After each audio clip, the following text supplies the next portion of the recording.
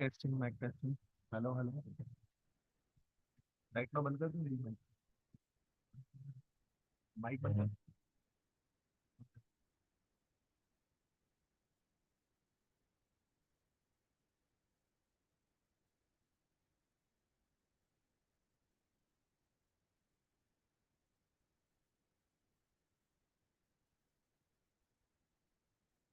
फिर के रेड वाले बोलना।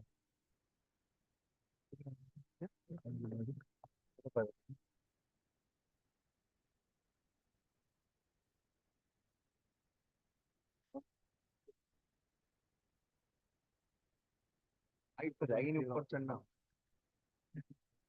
But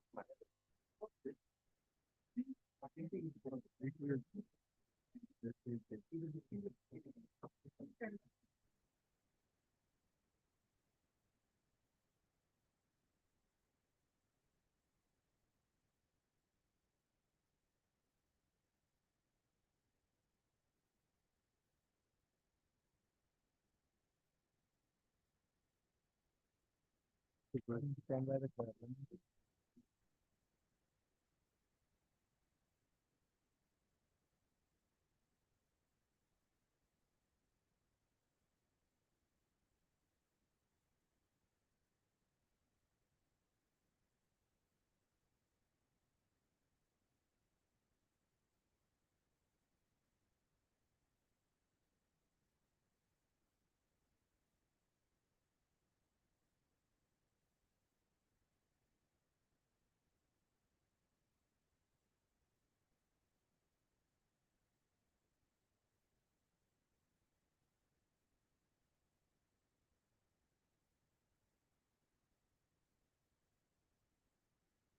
We will be starting within 2 minutes.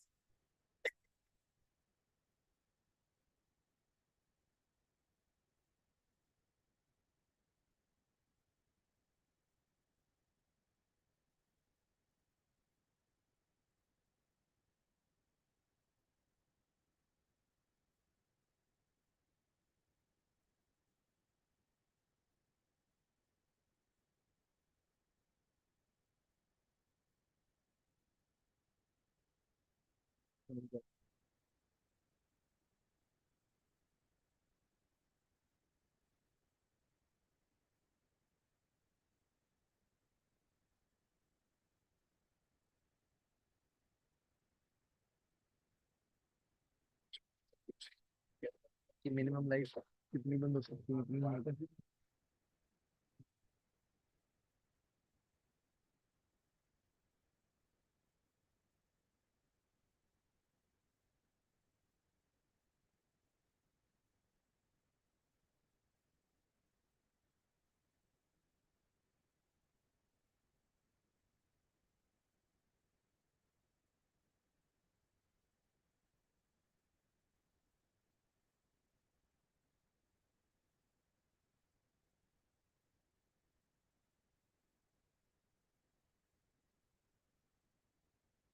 मैं मैनेज कर लूंगा कर रखा।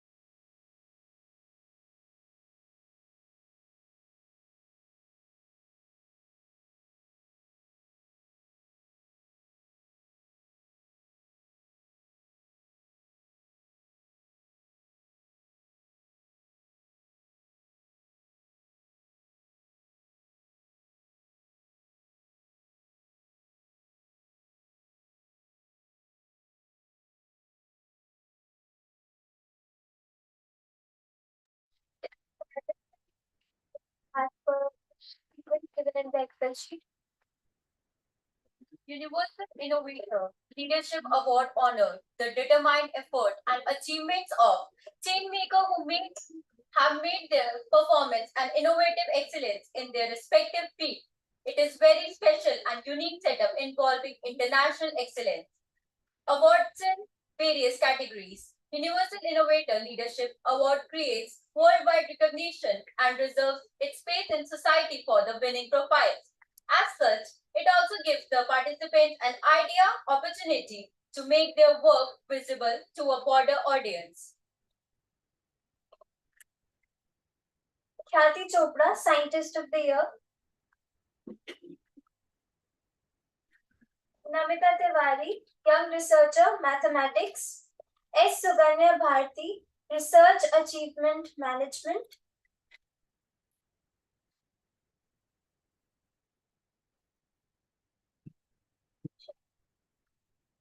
Shivangi Verma, Best MTech Thesis. Priya Solomon, Outstanding Academic Leader Finance. Pradeep Desai, Lifetime Achievement. Vandana Sharma, Research Achievement Award, IT category.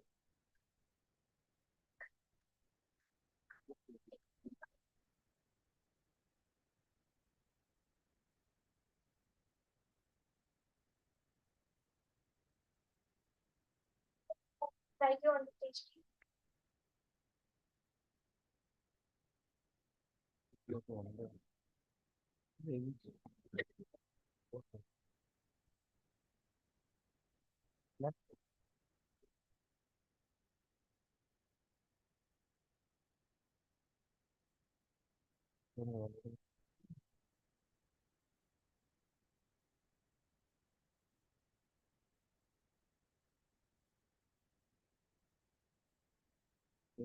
Yeah.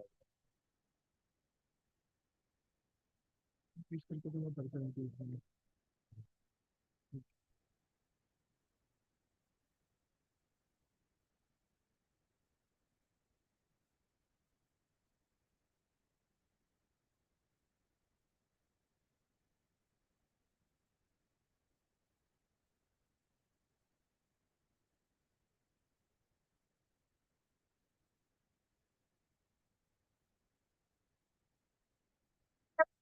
Young Researcher Mathematics. I'd like to invite you to the stage, please.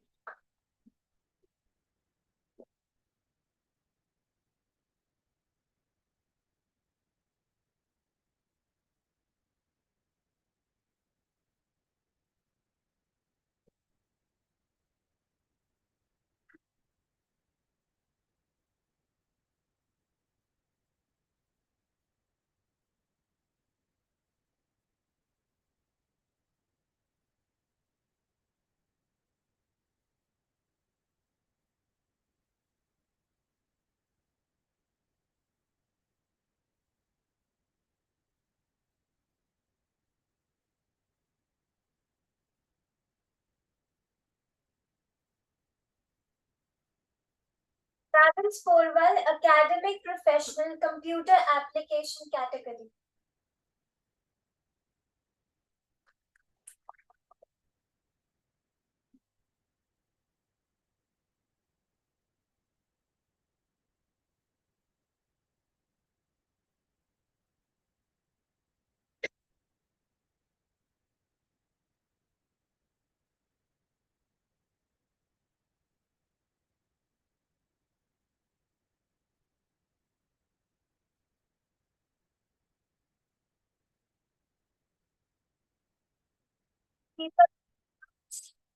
Academic Leader of the Year. Neeru Mago, Best Researcher Award. Sachin Subhash Patil, Best Research, Best Teacher Award. Ruchi Agarwal, Best HOD Woman. Adaishi Kompali, Multidisciplinary Women Research Astrology. Shashank Degard Bala, Research Achievement Computer Science.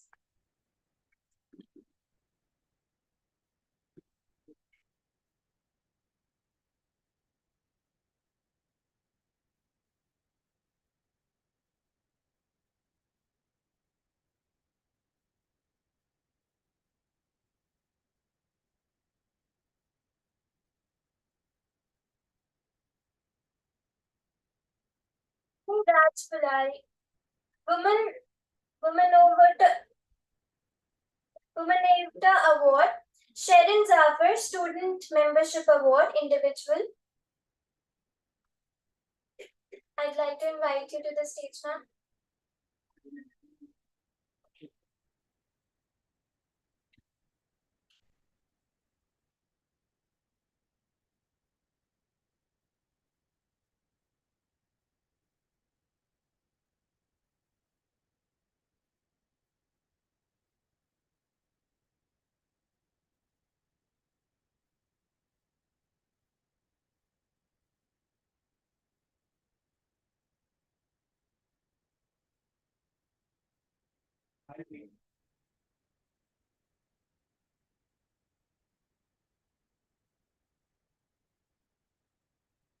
Jamia Sundar, social initiatives taken by higher education institutions.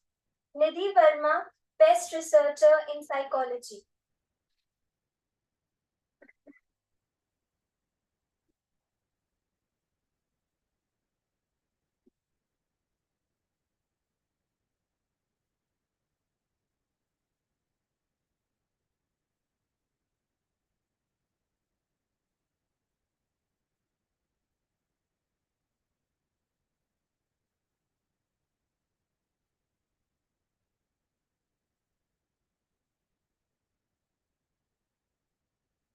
Now it's time for the keynote talk.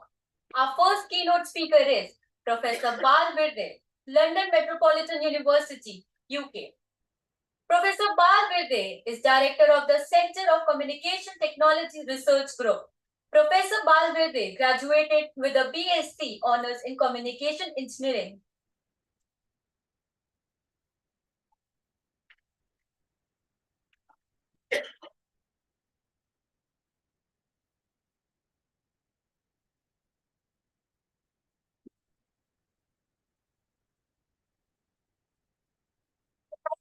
Sharon Jain, Teaching Excellence Award.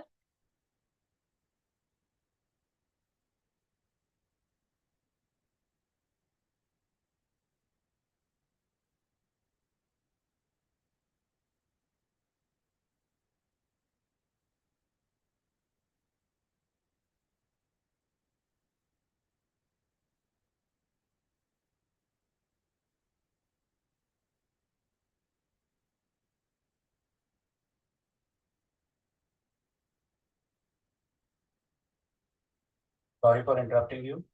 We have a very special guest with us, Mr. Anuj Jain, who is also the BJP's one of the strong position he's holding. And the most important part about Anuj Jain is that when we did Where Startup Meets Investor program, he was the key man at that time.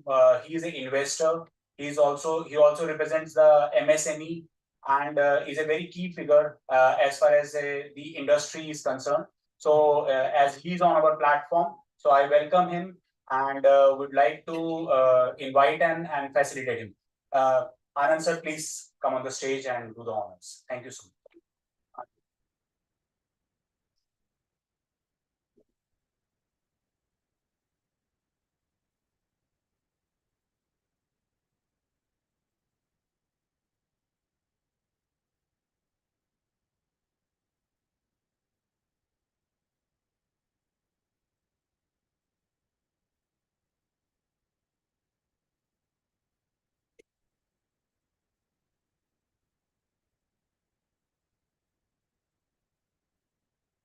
Now it's time for the keynote talk. Our first keynote speaker is Professor Bal Virde, London Metropolitan University, UK. Professor Bal Virde is Director of the Center for Communication Technology Research Group. Professor Bal Virde graduated with a BSc Honours in Communication Engineering from Leeds University. He obtained his PhD from the University of London. He has worked as an academic both at Open University and Leeds University. Prior to his academic roles, he served as a research and development electronic engineer in the Future Products Department at Teledyne Defence and Space in West Yorkshire and at PYE TVT, now the Broadcast Centre for Films in Cambridge. Throughout his career, he has shouldered various responsibilities at the university, including roles such as health and safety officer, postgraduate tutor, examination officer, admissions tutor, short course organizer, and course leaders for MSc Satellite Communication, BSc Communication System, and BSc Electronics. Before assuming the position of professor in 2012, he held the role of academic leader. In addition, he actively contributed to the university community by serving as a member of the Ethical Committee, the school's research committee, and the research degree committee. I invite you, sir.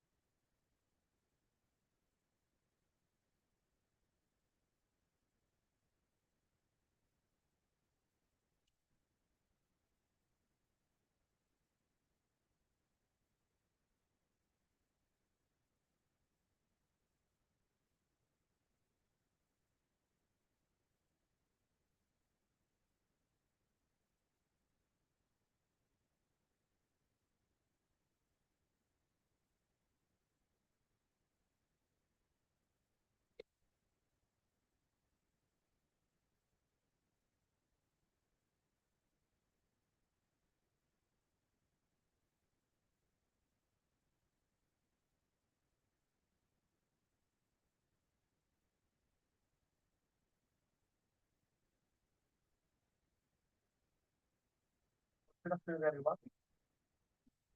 It was very that last week we do a keynote presentation at ICICC. I'd like to thank the ICICC with what not to speak. I'm truly honored to be among a company of distinguished guests, dignitaries, and of course, you delegates. I'd like to thank the Shaheed State College of Business Studies for hosting the conference, and I'm very impressed by the activities, the mission of this institution to be a center of excellence.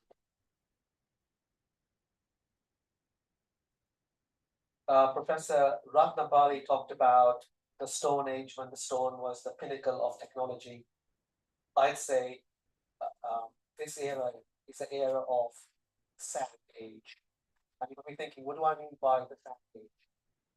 The silicon processor in your laptops, in your smart computers is based on silicon sand. The microprocessor is the heart of the computer, the smartphone. But I would say that it's the silicon age. I would imagine, yeah. So my background,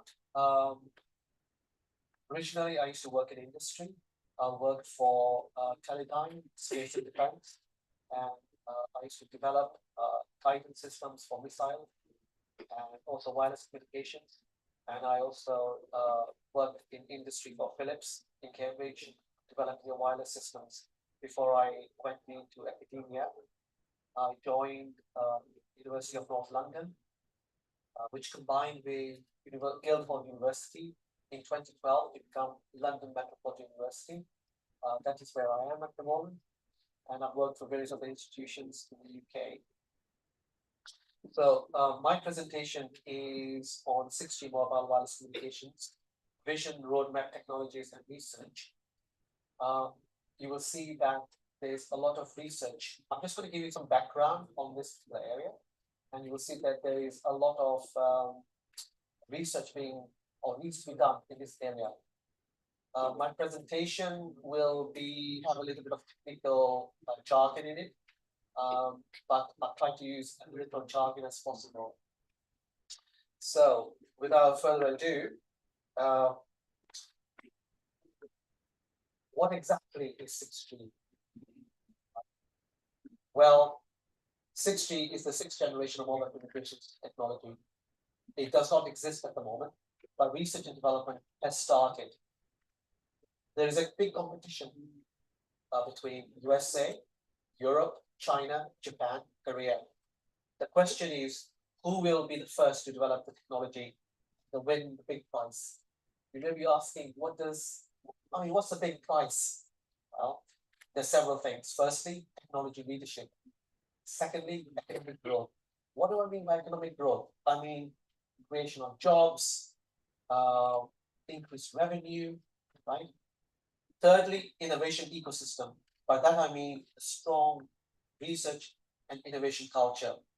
Fourthly, it gives your country national security. And fifthly, it gives the country geopolitical influence as well. So those are the 5 key prizes, whoever develops this technology. Roughly speaking, every 10 years, every 10 years or so, a new generation of mobile technology comes along, which promises of being better than the existing technology. The new technology invariably fixes any issues, glitches, or limitations of the current technology, and it should be much better than the existing technology. So this slide shows you how the technology progressed from 1G to 2G in the 1990s to 3G in 2000, 4G in 2010, and recently 5G.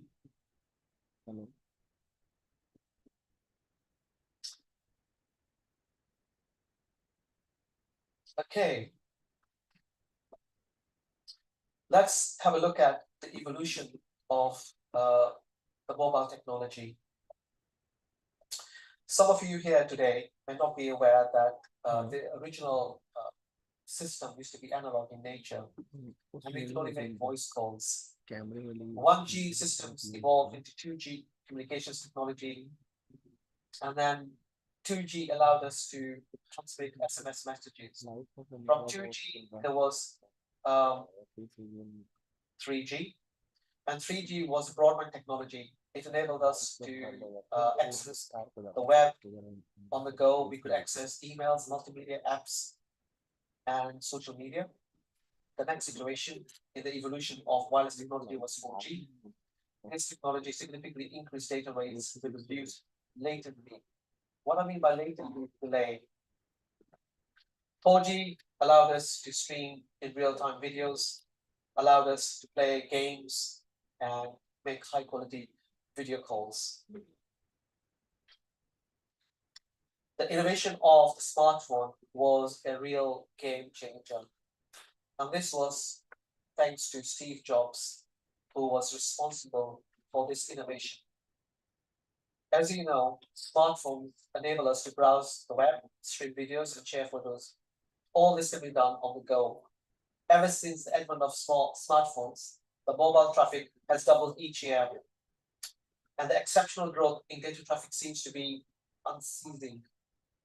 We all have an insatiable appetite for social media. After all, we are social creatures.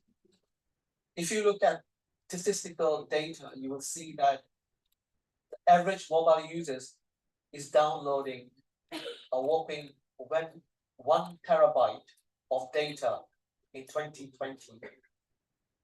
Just think about it. This is equivalent to each of us watching more than 1,000 feature-length movies. You may ask, really, 1,000 movies? I personally only watch a few movies a year, but 1,000 movies is very excessive. The reason why we are using so much data is because we have become bewitched by social media. We love watching and creating content for YouTube and TikTok. This means that 5G one day will eventually not be able to cope with the volume of data we are creating every second. There are other factors that are dictating the need for 6G. We want all electronic gadgets, appliances, and sensors to talk to each other using IoT devices. We now have the emergence of self-driving cars. We want entertainment which is immersive in nature, for example, augmented reality and virtual reality. We also want high definition video streaming, remote mobile healthcare, and drone based delivery. All these technologies need extremely fast, low latency internet, and they use a lot of data. I mean, really a phenomenal amount of data. 5G is currently being deployed across the world. So many of you here may not have experienced the real power of 5G. 5G was developed to provide higher data rates with lower latency compared to 4G predecessor. It also provides high reliability and network security. 5G networks can support a much larger number of devices than previous generations and can also handle more data intensive applications such as virtual and augmented reality, autonomous vehicles, and IoT. 5G is also a key driver for technologies such as edge computing and AI. As I've said earlier, we are experiencing an exponential growth in mobile traffic. This is fueled by massive data-driven applications like TikTok and the emerging technology like driverless cars and the need for ultra-fast connections and low latency. Since 2018, the number of TikTok downloads has exploded from 100 million to 1,600 million. This trend illustrates the growth of traffic from just one application. By 2030, on average, the annual data created, captured, copied, consumed per person will be about 1.3 trillion gigabytes, not bits, gigabits. In a decade's time, we'll need a new wireless mobile technology that will be able to cope with a humongous volume of data in a very smart and efficient way. This technology is going to be 6G. If 5G is being launched just now, you may be asking, why are we talking about 6G? Well, to answer this question, let's look at the timeline in the development of different generations of mobile technologies. You can see the process of evolution of a generation of technology takes at least 1 decade. This is because it takes many years to conduct research and development and test the technology, which is necessary to iron out any glitches. As you can see in this slide, the 3G standards were set in 1999, the 4G in 2009, 5G in 2019. If we go along with this trend in technological development, we should expect that 6G standards be formulated by 2029. Who is standardizing 6G? Well, all wireless communications technology was standardized by the International Telecommunications Union, or ITU. ITU is a specialized agency of the United Nations. It is responsible for issues that concern the information, communications, and technology. The radio communications part of ITU, or ITUR, is responsible for creating the conditions for harmonizing the development and efficient operation of existing and new radio communication systems. ITUR considers the recommendation of other standards development organizations that FPO, like 3GPP, which stands for Third Generation Partnership Project, European Telecommunication Standards Institute, IEEE, and others. In simple language, the objective of ITUR is to ensure interference-free operation of radio communication systems at a global level. It is responsible for defining the 6G vision and requirements. This slide, in this slide, the corners of the triangle represent the 3 key parameters that are used to characterize a wireless communication system. I mean, speed, and throughput at apex of the triangle. Connection density on the left hand corner and latency or delay on the right hand corner. The focus of 2G was primarily on voice and SMS. The focus of 3G was centered around data and speed. The focus of 4G was centered around data, speed, and low latency to support broadband internet.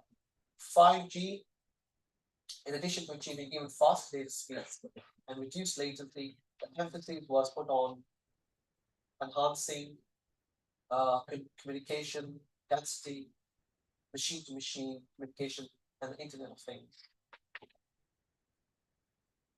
This triangle shows the high-level vision of 5G defined by ITU.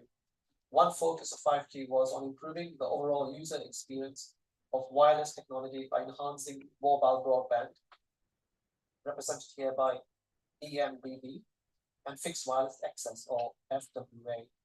The second focus was on increasing machine-to-machine connection density, as 5G is expected to support up to 1 million devices per square kilometer. The third focus of 5G was on improving communication reliability and reduced latency. This is very crucial for applications such as driverless cars and laying the foundation for industrial Internet of Things. NR RedCap is a new technology. It represents radio reduced capability devices. This is the new requirement from 3GPP under release 17. NR RedCap are devices that are jack of all trades but master of none. Examples of NR RedCap devices include smart watches, wireless medical devices,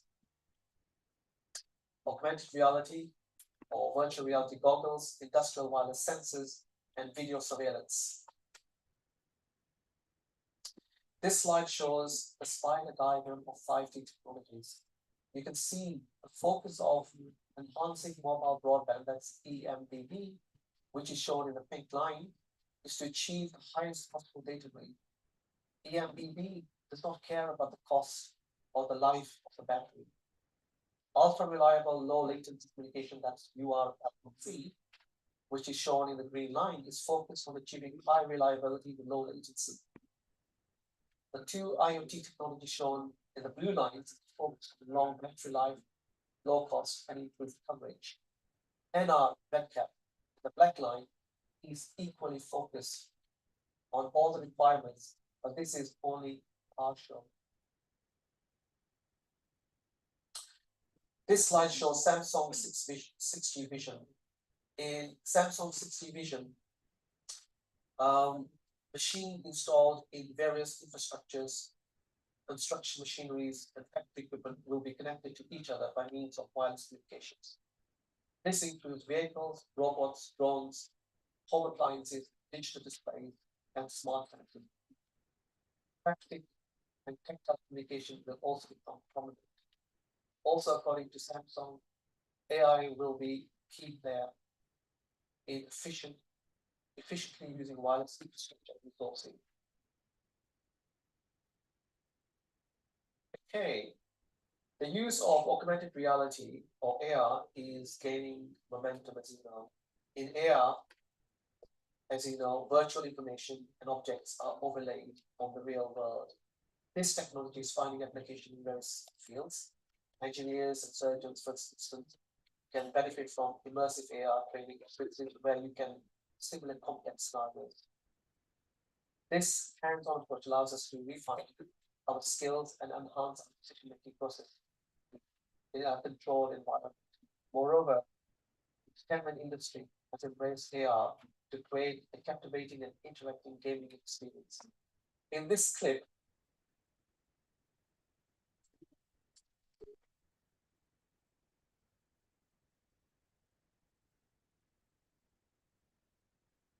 the second girl from the left was AR, helping the other girls with choreographing the dance. So that's another example of AR.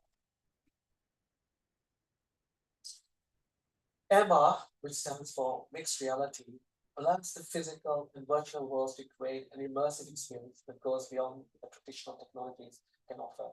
This immersive sensation appeals to users to provide a more engaging and interactive experience. MR allows users to interact with digital content in a more natural and intuitive way. It enables gesture, voice command, and facial computing, making the interaction seamless and user-friendly.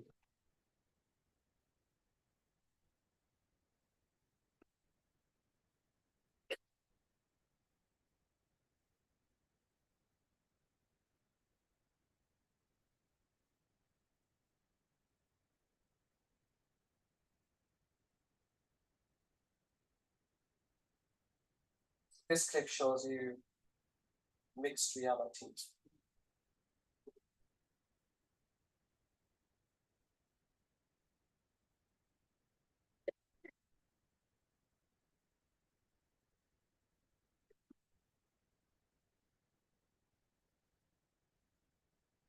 Standard reality, that's XR, is an umbrella term that encapsulates all the immersive technologies. We already have a lot of potential use cases of XR, and this will become even popular with time. As you saw in the previous video clip, XR is used for training surgeons in a virtual environment before they perform actual surgeries. It is used for virtual prototyping, enabling automotive engineers to visualize and test designs in a virtual space. It is used to enable students to explore places virtually, provide immersive learning experiences.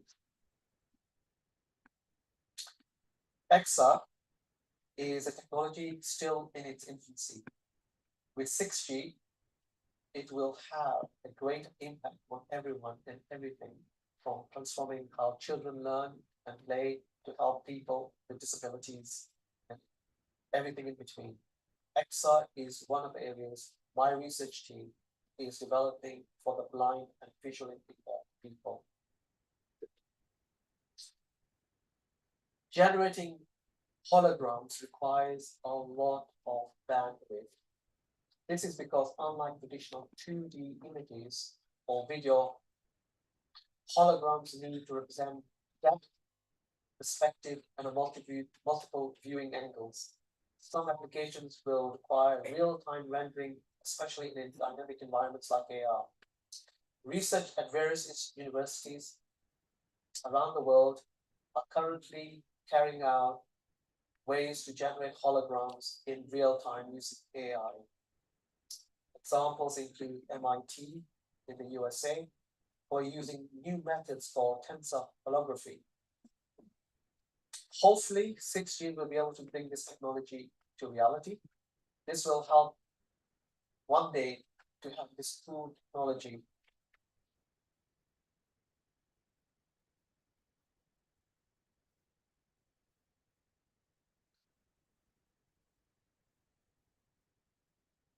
For the volume is here. I believe that 6G will enable teleportation. By teleportation, I mean you can be in a virtual space, like in a meeting room, like in this clip here from the movie Kingsman. But the kind of teleportation in Star Trek will not be possible with 6G.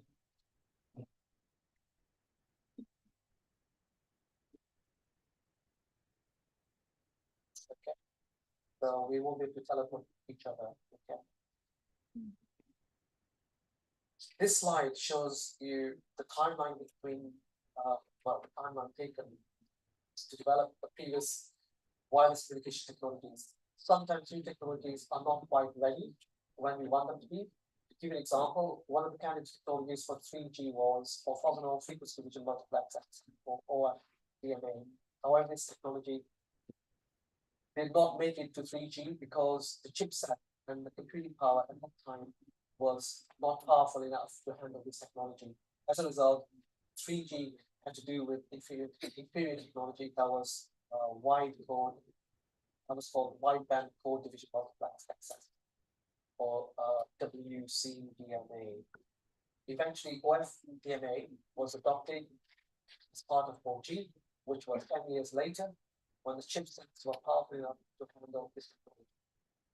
Similarly, in-band full duplex was touted as a revolutionary breakthrough technologies for 5G. Unfortunately, this technology proved to be too challenging to implement, and research is still continuing to develop this technology. This slide shows the operation of half duplex, where the uplink, that is UL, and the downlink, that's VL, connections to and from the smartphone to the base station are done separately. This type of connection is expensive on bandwidth, and there's a separate band required for uplink and the downlink. However, it's possible to develop the technology. Full duplex will enable devices to transmit and receive using the same bandwidth. This will save a lot of cost because, as you know, bandwidth is very expensive. Just to give you an example of how expensive a bandwidth is, a bandwidth of just 2 megahertz in the UK costs around about 15 billion sterling, pound sterling, just 2 megabytes of bandwidth. So there is a race on I'm talking about research development, race on developing full duplex technology so that it can be adapted for 6G. This slide shows NTT Docomo 6G requirements through 5G evolution. In addition to the new requirements that were not considered in 5G, NTT Docomo, which is a Japanese company, has added sensory capabilities, high precision positioning the devices free from battery charging. Research in harvesting ambient Wi-Fi energy is going on. I mean, all the Wi-Fi that's being transmitted here, for example, we can actually harvest the energy to power devices, right? So research in that area is needed. Now, this energy obviously can be used to power wireless sensor networks, IoT devices, and other applications. Hello. In this slide, different generations of wireless communication technologies. Note with 6G, the maximum download speed is estimated to be 1 terabyte per second. However, in practice, the average download will be around about, I would imagine, 1 gigabit per second, which is still significantly more than 5G. China officially launched its research and development in 6G mobile networks back in 2019. In fact, the Ministry of Science and Technology set up 2 working groups. The first group consists of government agencies responsible for promoting 6G research and development, and the second group, called the China 6G Wireless Technology Task Force, consisted of vendors, operators, research agencies, and universities. The purpose of the second group is to form a panel tasked with laying out the development of 6G and its scientific feasibility. The Chinese government invested more than $30 billion towards developing 5G. It is investing a similar amount in developing 6G. Other countries have invested a much smaller stimulus package in developing 6G technologies. For example, South Korea is only spending $169 million. USA about $3 billion. Europe $2 billion. Japan $2 billion. I'm not sure how much India is spending, but there's a lot of research and development that needs to be done to develop 6G. Okay, this slide shows you the architecture of 6G. I've actually broken it down into left-hand side, the network, the middle, connectivity, and on the right-hand side, the devices. Let me quickly have a review of the previous technologies from 2G to 5G. Let's look at the architectures very, very quickly. The radio access network of 2G and 3G is used to connect smartphones and base stations. The backhaul is used to connect the access network to the core network. The purpose of the core network is to split the voice and the data in the communication signal. It is also there to provide security and authentication. Now, voice signals in 2G and 3G are handled by circuit switch networks, and data is handled by packet switch networks. The problem with this arrangement is that the core network cannot be scaled to handle a large volume of signaling data. Now, this slide shows you a flat network architecture that is used for 4G. It has a single core called the Evolved Packet Core, EPC. This architecture is scaled to handle a large number of connected devices as well as varying traffic. The 4G architecture is flexible for central or distributed management.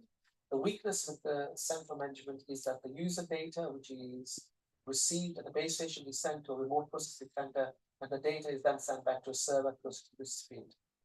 The remote processing center can be hundreds of miles away.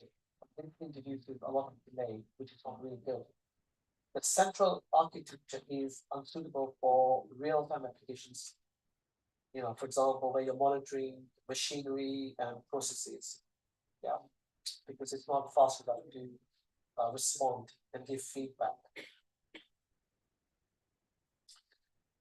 As I've just mentioned, the Evolved Packet Core, EPC, for 4G can be scaled so that it can handle a large amount of signaling and data. Control and user plane is separated to create a distributed core architecture, which is important to reduce latency. Okay, 5G has a new core network called the 5G core. This core includes access and mobility management function, AMF, session management function, SMF, and user plane function, UPF. 5G is based on service-based architecture. It uses HTTP protocols, making it easy to interface with applications. 5G allows all kinds of interesting innovations like true cloud-native core architecture that can be located near the user, contributing to lowering the latency and improved efficiency. In addition, it facilitates network slicing, enabling creation of virtual networks. And secondly, we can create new functions, network functionalities to support evolving user cases. And thirdly, it allows third-party access using APIs. Okay, to summarize, the 5G core uses a separate base architecture which is flexible and can be expanded. It can handle technologies like network function visualization, software-defined networks, and the need for cloud-based devices. Right now, I do not see a need for a 6G core network. 6G wireless technologies will be essential to unlock new experiences for us. It will merge the digital, virtual, and physical world to enable new services. Now, this table shows you areas of research currently being done to make 6G a reality. The research is in early stages and includes AR and machine learning, satellite communications, using new technologies like metamaterials. Now, AR and ML will play a crucial role in automating networks for optimization of networks and user-specific customization. Satellites will be integrated into terrestrial networks to provide seamless communications. Metamaterials are new materials which are engineered specifically, and they should improve signal processing as well as increase data rate. Another area of research is quantum communications, and this will be used to enhance security and privacy. And finally, we're going to use a different part of the spectrum called the terahertz, and this will be used to increase data and reduce latency. Now, as I mentioned before, the price of developing 6G technologies is whoever develops 6G technologies will will have leadership in technology. It will improve economic growth for the country. It will increase your innovation ecosystem and national security as well as geopolitical influence. And we have the technology to do that. So my area of research is communications technology. And within my school, we have various research centers and groups. They include the Cybersecurity Research Center, Digital Operation Research in Mathematics, and these statistics image shows you some of my research team. And on the bottom left is research students.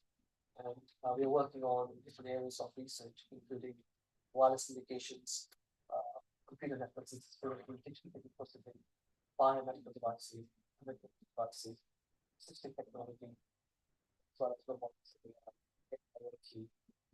Thank you so much.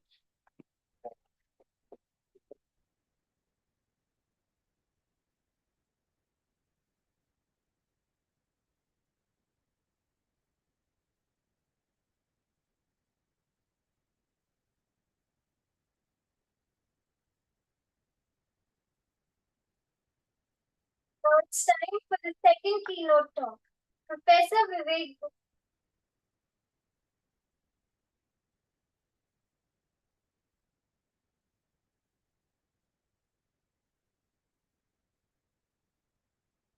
Professor Vivek Bora, Triple IT Delhi. Dr. Vivek Ashok Bora received the PhD degree from Nanyang Technological University, Singapore in 2011. From 2011 to 2013, he was a postdoctoral researcher, Marie Curie Fellowship in ESIEE Paris, University Paris East, where he was actively involved in designing and implementing critical blocks for wideband RF transmitters. Specifically, he proposed numerous green communication techniques to reduce power consumption and increase efficiency of nonlinear higher power amplifiers used in RF transmitters. In 2013, he joined Triple IT Delhi, India, where he is currently Professor, Department of Electronics and Communication Engineering. He has authored and co-authored over 100 publications in major IEEE IET journals and referred in international conferences, 2 book chapters, 5 patents. Dr. Bora also supervises the Virocom Research Lab at IIIT Delhi, which deals with state-of-the-art research in wireless communication and allied area, and is also the co-founding faculty member for Li-Fi Center of Excellence at IIIT Delhi. His research interests are next-generation communication technologies such as visible light communication (VLC), hybrid RF VLC communication, integration of optical communication with intelligent reflective surfaces (IRS), UAV, and vehicular communication. Dr. Bora received first prize in National Instruments ASEA and Virtual Instrumentation Applications contest in 2007 and 2010. He was also the recipient of the Best Paper Award at IEEE ANTS 2002 and the Best Poster and Demo Awards at IEEE CompsNet's 2016 and 2023 conferences, respectively. Keynote topic is Towards Next Generation of Vehicular Communication Technologies. We welcome you, sir.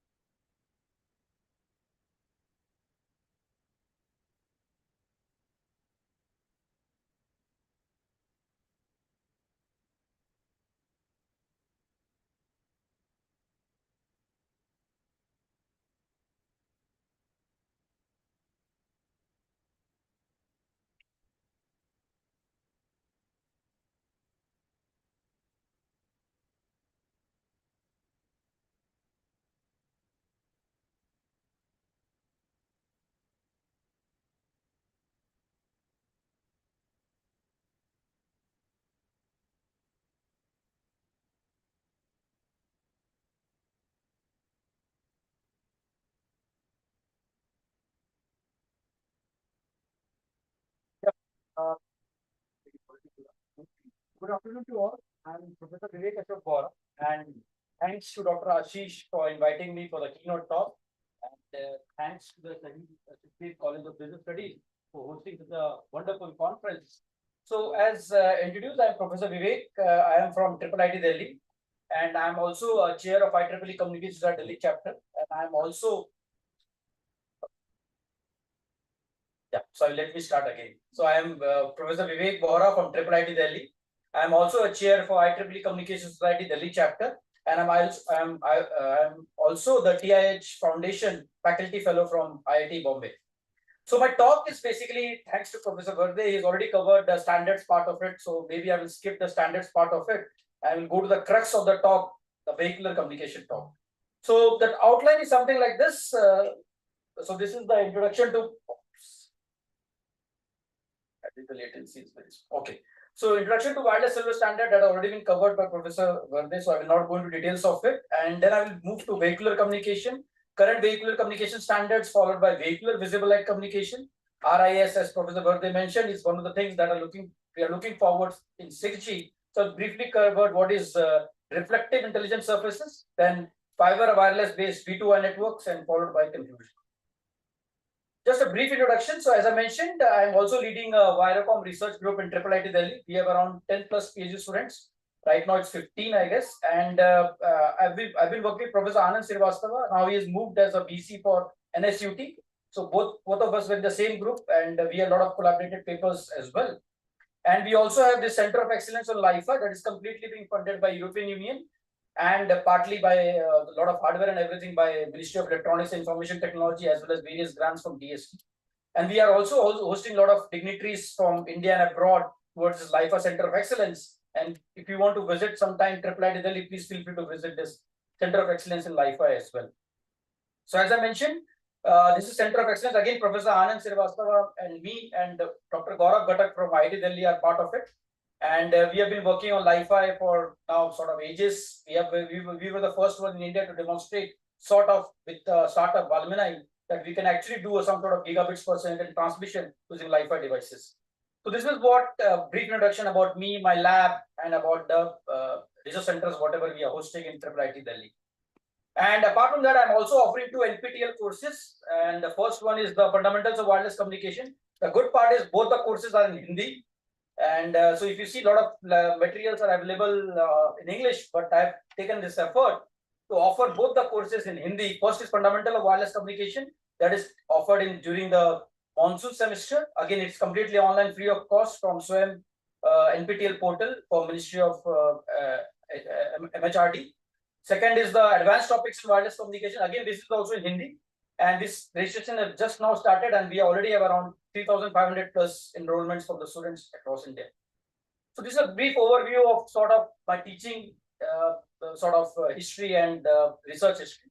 Now coming back to the actual talk, so as Professor Verde already mentioned, sort of 5G standard is something that we are looking forward to, and India has a lot of impetus. At least the government has a lot of impetus towards 5G. And if you remember, last October, we have this thing where India already has more than 2 lakh deployments in 5G base stations. And as Prof. Verde already rightly mentioned, in terms of grant, there is not an exact figure how much India is spending.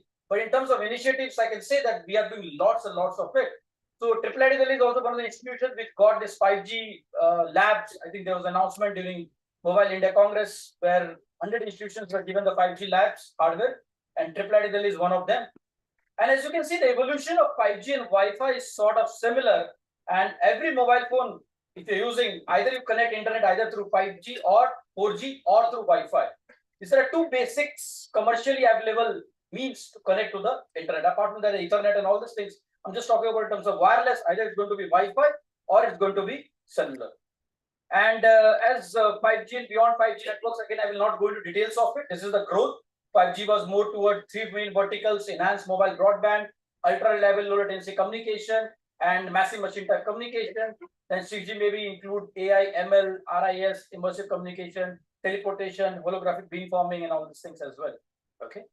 And so if you see, India has already taken a lead. So we were slightly delayed when it came to 3G or 4G, but in terms of 5G, we are not at par, but at least we are really catching up with other parts of the world, whether it's US, Europe, and even South Korea. And 6G timelines, I think was briefly again covered. So right now we are in era of 5G. Going forward, we will be in era of 6G. Maybe some sort of timelines is around 2030. We may see the first set of 6G standards as well. And a lot of capabilities of 6G were already highlighted in the previous talk. So I will not go into details of it. For some of them, as was mentioned, was teleportation, maybe one of them, and holographic beamforming was maybe one of them, and AR, VR. Accelerated reality may be one of them. So these are few use cases of 6G that may we see in the future. And in terms of India, I think I've already mentioned India, we already have started the Bharat 6G Alliance, that is initiated by Department of Telecommunication, and a lot of academia, industry, and government organizations are part of it. The main crux of this alliance is to create Atmanirbhar Bharat in 6G. So if you see till 5G, most of the equipment what we had in India were either imported or maybe sort of assembled in India. They were not true make in India. You got what I mean to say? With this initiative, government initiative of Atmanirbhar 6G Bharat, the initiative is not only to develop products in India, but maybe to export 6G capabilities, technology, as well as products to outside world as well. So this is the government initiative, and a lot of academia, industry partners, government organizations are part of it. And we already had multiple meetings how to take this forward as far as India is concerned. So this is about the cellular part of it. Now let me come back to the main crux, vehicle-to-vehicle communication.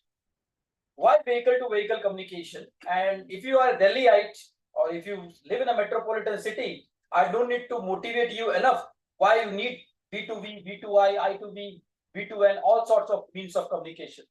And if you go in the market today, you see at least 80% of cars are fitted with some sort of ADAS technology. I went to a showroom, MG showroom yesterday. MG's brought like boasting that they have the latest ADAS technology. I hope you know ADAS, advanced driver assistance system, where you can detect and sense whether there is any pedestrian, whether there's another vehicle. And you see in India, the people cross the road like hardly anybody follows the traffic signal. I was in Singapore for 6 years. When I moved back to India after Singapore and Paris, I was scared to cross the road. Because even if there is a red light, you can never know whether there is auto or e-rickshaw or a car can just hit you without even caring about it. That was not possible in Singapore. In India, it needs something like this so that a driver can be given a warning in advance. You got it? That is the crux. And if you see it, at least in Delhi, I've been living in Delhi for the last 10 years. I will give the motivation behind it. So if you see in Delhi and all the metropolitan, these are not my slides. These are I've taken from news articles. The number of accidents, vehicular accidents in India is humongous. It's very difficult to drive in India, or even it's sort of scary to cross the roads in India. Even if you want to do some sort of jogging in the morning, it's impossible. There would be vehicles on the parking lot. There will be cars going on the parking lot. There would be vehicles on the pedestrian path. It's very difficult. And this statistic shows the same thing what I'm just elaborating. You see, 500 people killed in road accidents every year. Tamil Nadu. We talk about any state in India, it's going to be the same story. And specifically in fog time, when you cross the Yamuna Expressway or Meerut Expressway or newly built Delhi-Jaipur Expressway, you can see the havoc, what sort of traffic it's creating. You got it? And it's very difficult time to drive in Delhi at least. And the most dangerous time to be on Delhi roads with number of vehicles piling up and a lot of people coming to Delhi for jobs and other purposes. And Delhi has a strata of all sides of people riding bicycles, people walking, people jogging, people having big Mercedes, BMWs, people having small compact hatchbacks. So it's very difficult to have something like a very good optimal transportation system for a city like Delhi. But this is a statistics. Again, I'm just putting some statistics so that in order to motivate why I'm working on something like this, such a crucial problem statement that is related to Delhi or India. You got it? So road accidents claim all these things. The statistics are publicly available. These are just news articles what I've taken from last 1 year. And I'm actually bringing the statistics from Ministry of Roadways, and you can see the road accidents India perspective. And I've skipped this one, which just says basically how the vehicles, whether it's cars, bikes, two-wheelers, how they interact and what sort of statistics we have with accident with respect to pedestrian vehicles. I will bring a notice to this specific statistics. This again I've obtained from Ministry of Highways. It's not my statistics, it's from government portal, so I can't deny it. And you can see all the number of accidents, in terms of accidents, India is third. But in terms of people killed, is India is number one. This is what you can see from this slide. India is number one, number of persons killed. So we have the infamous distinction of being ranked number one in number of people killed in road accidents. And I think every family has someone, some relative, or some known people who have died or been fatally injured or maybe something related to road accident. So this is a problem I'm trying to tackle with some sort of new techniques that we have developed in-house in IIIT Delhi. We're doing sort of a lot of research and development. Okay. So road safety is an important issue. I think I already built a problem statement why road safety is an important issue, specifically with Indian context. It's not only about the accidents, but the time, the congestion, the waste of basically economic superpower and all these things because of this mess, whatever we have created in terms of transportation. And it's not only about India, even if I take a global perspective, about 1.535 million people die every year because of road accidents. Traffic injury is the leading cause of death among people between 5 and 29 years. And road traffic crashes cost countries 3% of their GDP. So this is what the road accident typically happens. And as you can see the stats again, the fault of driver is approximately 80% of the cause of road accidents. Although I'm calling it as a fault of driver, because the problem is the driver is not getting enough warning in advance. You got it? So suppose suddenly the vehicle moves in, a person who just starts crossing the road. You got it? So that is very difficult to manage. But if a driver is given appropriate warning in advance, obviously this can be avoided. You got it? So this can be avoided if appropriate warning can be given to the driver of the vehicle. So V2V, V2I and I2V. V2V means the two vehicles are communicating with each other. V2I means vehicle is communicating with the roadside unit, or I2V means infrastructure is communicating with the vehicles, can reduce around 80% of the traffic accidents. In general, all these terms V2V, V2I and I2V are basically combined into a single term known as V2X. X can be pedestrian, X can be another vehicle, X can be infrastructure, X can be network. So all this thing encompasses V2X. So you see vehicle to infrastructure, vehicle to network, vehicle to vehicle, and vehicle to pedestrian. And this is what V2X looks like. You can have a lot of applications of V2X, whether emergency message decimation, vehicle to pedestrian communication, and all these things. Okay.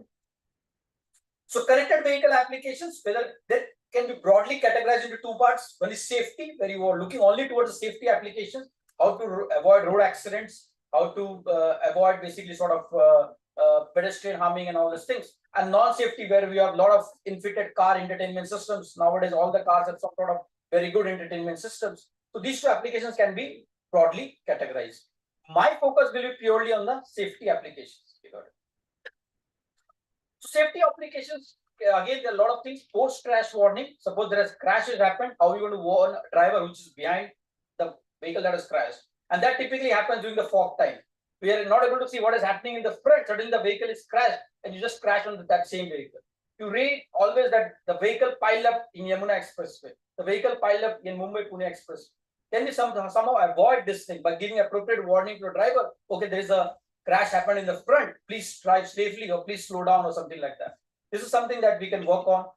Blind intersection warning. Another problem is that blind intersection, suppose suddenly you're trying to overtake, there's another vehicle that is coming from the front. Can we avoid this one by giving appropriate warning to the car or the driver? Do not pass warning. Again, this is something like do not overtake or something like that, so that there's another vehicle coming from the front, so that you're well aware, do not overtake or something like that. Work zone warning or school zone warning. Instead of putting boards that are hardly visible to any of the drivers, maybe a warning can be given to a driver in advance. Okay, there is a school approaching, so work zone approaching, please drive slowly or something like that. Then pedestrian signalized crossing. This is one of the most important, at least in Indian context. You see a lot of pedestrian crossing like this. Maybe a appropriate warning can be given to a driver. There is a pedestrian and you're not able to see the pedestrian crossing the road. Maybe you can drive slowly or maybe just stop the car. And curve speed warning, again in hilly areas. India has a lot of hilly areas, and I see a lot of Delhi people going to Himalayas for drop of the hat during the weekends. This is something that can be given to the curve. There's a lot of curves. There's a vehicle coming from the front. Please drive slowly or please slow down the car. So these are a few warnings that can be given to the driver or the car itself when you're talking about autonomous car, so that some sort of appropriate decision can be taken by the driver. And when I talk about two different applications, one is V2V, where the two vehicles are communicating with each other, and V2I, where vehicle is communicating with the roadside unit, or a roadside unit is communicating with the vehicles. So these are different type of applications like emergency vehicle warning, whether two vehicles wants to communicate, blind spot warning, collision warning, post-crash warning, pre-crash warning. So these are different type of warning that can be given by one vehicle to another vehicle or by a vehicle to the infrastructure. Then that infrastructure can communicate this warning to the other vehicles. So there are different ways through which this warning can be communicated to the other vehicles or the driver. Now coming back, what even though warning is given, like there's an old saying that news is fresh as soon as you're receiving it the same day. If you're receiving a news that is next day, it's sort of obsolete. The freshness of a news, or freshness of the information matters a lot.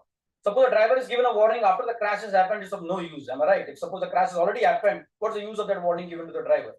So there are few parameters that has to be taken into account before the warning is communicated to the driver of the vehicle or to the vehicle itself. Two main crux of the problem is the latency and the distance. Latency, as Professor Verde already mentioned, is the delay. So if the warning is received very late, like after 10 minutes, it's of no use to a driver. The crash has already happened. The pedestrian has already been hit. It's of no use to a driver. And apart from the distance, so if you're giving a warning just 5 meters away from the crash, it's again of no use.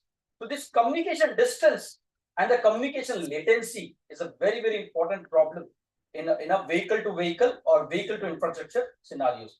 Because without this appropriate delay or appropriate time and appropriate distance, this warning will make no sense. Am I right? So there are a lot of technologies. So as I've already mentioned, these are the two crux: collision warning. These are the LA means latency and RM means communication distance. And again, V2I. So there are different parameters that has to be taken into account while doing V2V communication or V2I communication. So that appropriate warning is given to the driver so that a collision can be avoided in time. Now, given this problem statement, given this performance metric that you want this much latency and you want this much communication distance, what are the existing technologies that can satisfy this requirement? I've given the motivation, I've given the requirement. Now let's go into existing technologies that can meet this requirement. And then different types of technologies exist. First is the DSR, dedicated short range communication. Is known as vehicular Wi-Fi or vehicular access in the Wi-Fi access in vehicular environment. This is purely based on IEEE 802.11p standard. This is very well known. A lot of people, a lot of vehicles are typically using it.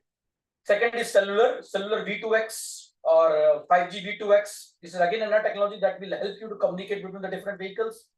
Third is a lot of Wi-Fi. The conventional Wi-Fi what you're using in your home or offices can also be used to facilitate communication between the two vehicles or vehicle to the infrastructure. Fourth is maybe visible light communication. That's what I'm going to talk about briefly in today's lecture. And maybe millimeter wave, again, a new area of research. A lot of people are working towards millimeter wave and going forward terahertz as well. That can be another technology through which the vehicles can communicate with each other. But in 2030, maybe there is some other technology we never know. Maybe with 6G and beyond 6G systems, there can be another technology that can facilitate a better vehicle to vehicle communication. Now coming back to existing technologies. So existing, I will not go into all the details of it. I will just take two technologies that you are well aware of. One is the Wi-Fi. I think every mobile phone in this room has a Wi-Fi, and the cellular. Am I right? So these are two technologies that you typically use to connect the internet. But can I use the same technology to connect the vehicles? The problem statement is, can I use Wi-Fi or vehicular Wi-Fi 802.11p or your 4G systems or 5G systems to connect two vehicles or vehicles to the infrastructure? So this is what I'm discussing. So why vehicular Wi-Fi is already mentioned. It's based on what you have, the ad hoc network, fully distributed random access. And second is a cellular, that is purely a structured sort of a network. And typically you see the problem with Wi-Fi is that if there are more number of users in the room, if everybody is trying to access the Wi-Fi, the throughput will go down. That usually happens during the classroom. I've seen teaching a classroom of 100 people. If everybody starts accessing through Wi-Fi, your throughput will go down. Same thing happens in airport stations. That's a major problem with Wi-Fi. Second comes the cellular. Cellular, although it's more structured, have an infrastructure-based sort of a communication, the problem is it's very expensive. You might have heard of 2G spectrum, 3G spectrum, 4G spectrum. Spectrum is very expensive. Whether it's worth spending so much money to get a spectrum for vehicular communication. So this is what I mentioned. So there are a lot of problems with Wi-Fi and cellular. Wi-Fi, as a number of users will increase, the channel congestion will increase, the throughput per user will decrease. The same problem is there in Wi-Fi vehicular. If there are more vehicles, at least in Delhi road, I know from Govindpuri Govindpuri area or Kalkaji area from South Delhi, if there are more number of vehicles, each vehicle throughput will decrease and may not be good enough for achieving high data rate vehicular communication. Same problem is cellular V2X, because it's the infrastructure based sort of a network. You need to pay for the spectrum, and I don't know whether it's worth enough to pay for a spectrum for vehicle to vehicle communication or vehicle to infrastructure communication. Okay. So these are broad 802.11 standards. I will not go into details of it. I've tried to minimize the equations and the more technical details. Now, with this given constraints in terms of existing technology, when I talk about cellular or vehicular Wi-Fi, can I do something else? Or can I do something? Can I move ahead and think out of the box? And this is what we thought of visible light communication. So visible light is something you see a lot of LEDs here. You see cars have LEDs nowadays. Even your two-wheelers have LEDs. Even the e-rickshaws have LEDs. Am I right?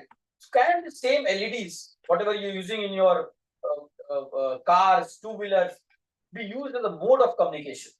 You got it. So that is the problem statement that we are trying to address. Can the same LEDs what you have in your cars, can this be as a mode of communication? So visible light communication is a new area of research that we have been working on. And so visible light, if you see in terms of spectrum, there's a huge chunk of spectrum. And the good part about visible light is what you see is what you transmit. Am I right? So you cannot see beyond this wall. That means you cannot transmit beyond this wall. Am I right? So visible light is always going to be blocked with blockages. But the beauty of visible light is that it's sort of freely available. Till now, government is not going to charge for it because it's based on lighting technology, and lighting is so cheap. Government has this initiative of LED lighting distributed every household. So each LED lighting can be a potential transmitters. Am I right? And similarly, visible light spectrum is huge. And any common wireless philosophy says that more the spectrum, more the bandwidth, more the data rate. So we are solving twin problem with a single technology. You have like a huge chunk of spectrum and you are free. This is something that is obviously benefits are visible. There are bottlenecks as well, but these are the two main benefits of visible light. And VLC is a short range communication. You use the LEDs, light emitting diodes, whatever you have in your homes, airports, stations, and in fact in vehicles as a mode of communication. And obviously it has LEDs are everywhere. So the same LEDs with small modifications can be used as a source of transmitter and the receiver with photodetectors. And there has been a growth in terms of lighting technologies concerned, at least in India. We started with fire, then candle, engine scans, old tungsten bulbs, fluorescent. Now every household has the LED. And even all the vehicles have the LED. The same LED can be used in the mode of communication. Now coming back to specifically for visible light based vehicular communication, what are the challenges? If you see during the fog era, the problem what happens in Delhi is that visibility reduces. You might have heard in January, this flight got delayed, that flight got delayed because the visibility parameters reduced from few hundred meters to 250 meters to 10 meters. The same problem what you have in visibility is also carried to the visible light communication. All right, visible light communication is completely impacted by fog and all these things as well. So that's what I mentioned, sensitive to weather condition. So we studied two different parameters can be used visible light, the lights, whatever you have in your car headlights as a mode of communication. And two impacts we studied. One was a solar irradiance. You got it? So when there is sun, this sun will obviously impact the light. Am I right? Second, what we impact is the fog and the rain. Fog is obviously going to impact the light as well as the rain is also going to impact the light. Rain also typically visibility reduces, and obviously in fog the visibility reduces. So we did multiple studies. I will again not go into theoretical part of it, sort of boring. So I'll just give the crux of the results what we obtained. So this is a scenario what we considered for solar irradiance, and we considered two different cities. One is London, Verde city, and one is New Delhi, obviously where we are right now. So we studied two different cities, at least in terms of visible light communication and how the solar impact is there on the visible light communication. So obviously, if you compare London to New Delhi in terms of solar irradiance power is far more in New Delhi as compared to London. So the impact of solar irradiance is more prominent in Delhi as compared to what you have in London. That's a performance here slightly degrading in New Delhi as compared to whatever you have in London. This was the first study what we did, published study. Second, what we did was effect of fog. So fog is again, as I mentioned, a very, very crucial aspects of visible light communication. In order to study the fog, we use this attenuation coefficient and we study the impact of fog on the performance of the vehicular visible light communication system. And we saw that we use a Toyota Corollas headlamp, and this is the pattern of the headlamp, car headlamp. And it's a very neat pattern, as you can see. There are a lot of optical power being distributed, and this is in absence of any weather condition. We are assuming everything is clear, beautiful day in Delhi, and this is the headlamp pattern you will get from the Toyota Corollas. Now, on top of it, if we study the impact of fog, if you see the impact has distorted, the pattern is distorted. This is with respect to dense fog, then light fog, and this is with rain. You see, the impact is gradually what we are observing when there is a dense fog or light fog or rain.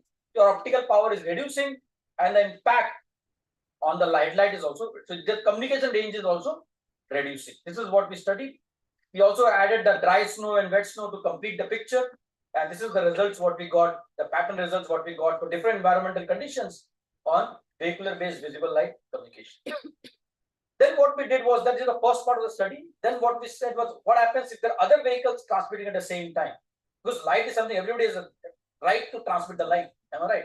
There will be other vehicles that are transmitting at the same time, their headlights on. How will that impact the performance of the desired vehicle communication? So we studied the impact of interference sources on the visible light communication. And we did this. So these are two vehicles, vehicle B and vehicle A, that are trying to communicate, and vehicle C is acting as an interference to these two vehicles. This vehicle A, we are trying to communicate with a simple headlight and tail light, and vehicle C unknowingly is interfering these two vehicles. So that's what I presented. So this is an interfering vehicle. And again, we did a lot of analysis and all these things, and we saw that in presence of weather and in presence of interference, your communication distance is further reducing. It's quite obvious. Previously, we were able to send information till 100 meters. Now, because of fog and because of interference, the distance is reduced to around 50 meters. This is something what we studied with this work. And then we extended this to multiple interference. Suppose there are large number of cars in adjacent lane that are trying to transmit. So obviously, since the number of cars have increased, the interference will also have increased. And this is the results what we got with interference. Again, I will not go into details of it. I will consider three different traffics. Sparse is like morning time in Delhi, 5 a.m. or 4 a.m. Medium is like around 8 a.m. or maybe in the evening of 8 p.m. And the peak is the dense traffic is the peak hours. So obviously, peak hours, your throughput per data will decrease. So this is the result what we also got to this study. And this is sort of a performance when we compare our technology with the existing VRF, that is BSRC. And we saw that in normal atmospheric condition, VVLC is very good. But in adverse condition, VRF or the conventional one is good. And this is the pictorial what we got with interference and light and dense fog. And this is again the sheet. There is some sort of modification in the pattern, the car headlight pattern, when there is interference as well as when there is weather impact. And this is the pattern what we got, and this is also published. And this is spider diagram, as Professor Bharde also showed a spider diagram with respect to 5G. In this case, I have plotted with this two complementary technology. One is the VLC, one is the RF. And you can see in this case, the good part about this is that where VLC is bad, RF is good, and where RF is bad, VLC is good. So can I combine these two? Got it, something like that. So can I combine the capability of these two technologies to propose something that is far better than individual? So just to give an example, suppose you are trying to access the internet, and suppose the Wi-Fi sometimes may be good, sometimes the cellular may be good. Is there technology that I can combine these two? You got it? Can I combine the Wi-Fi plus cellular to give you better data rate? Suppose you want to download a movie from Netflix and your Wi-Fi is not working, or Wi-Fi speed is very low. But you can do either or right now. Either you go through cellular or you go through Wi-Fi. You can't do both. Can I do something where I combine the visible light plus existing RF? So your car headlight will also be applicable, and the existing sensors in your car that facilitates wireless sort of communication using the conventional standards is also. So this is what we did in this case. We combined RF plus VLC to propose something like a hybrid or complementary technology. And this is what we did in the next set of study. And as a use case, we took a road intersection as a scenario. Road intersection is a very, very interesting scenario. You see a lot of vehicles are coming up, pedestrian crossing, vehicles crossing, some are breaking the signals, some are not breaking the signals. Can I deploy something like this hybrid complementary technology of VRF and VVLC on road intersections? This is what we did in the next study. And 5 possible scenarios. Again, VLC communication is there, and is communicating via headlight, tail light, or via Traffic light. Traffic light again is a sort of a mode of a visible light communication. The traffic lights, whatever you see, can be a sort of a mode of a communication. And we considered as I mentioned, a road intersection scenario. And we did a lot of work in this one. And what we have observed, I will just directly go to the results.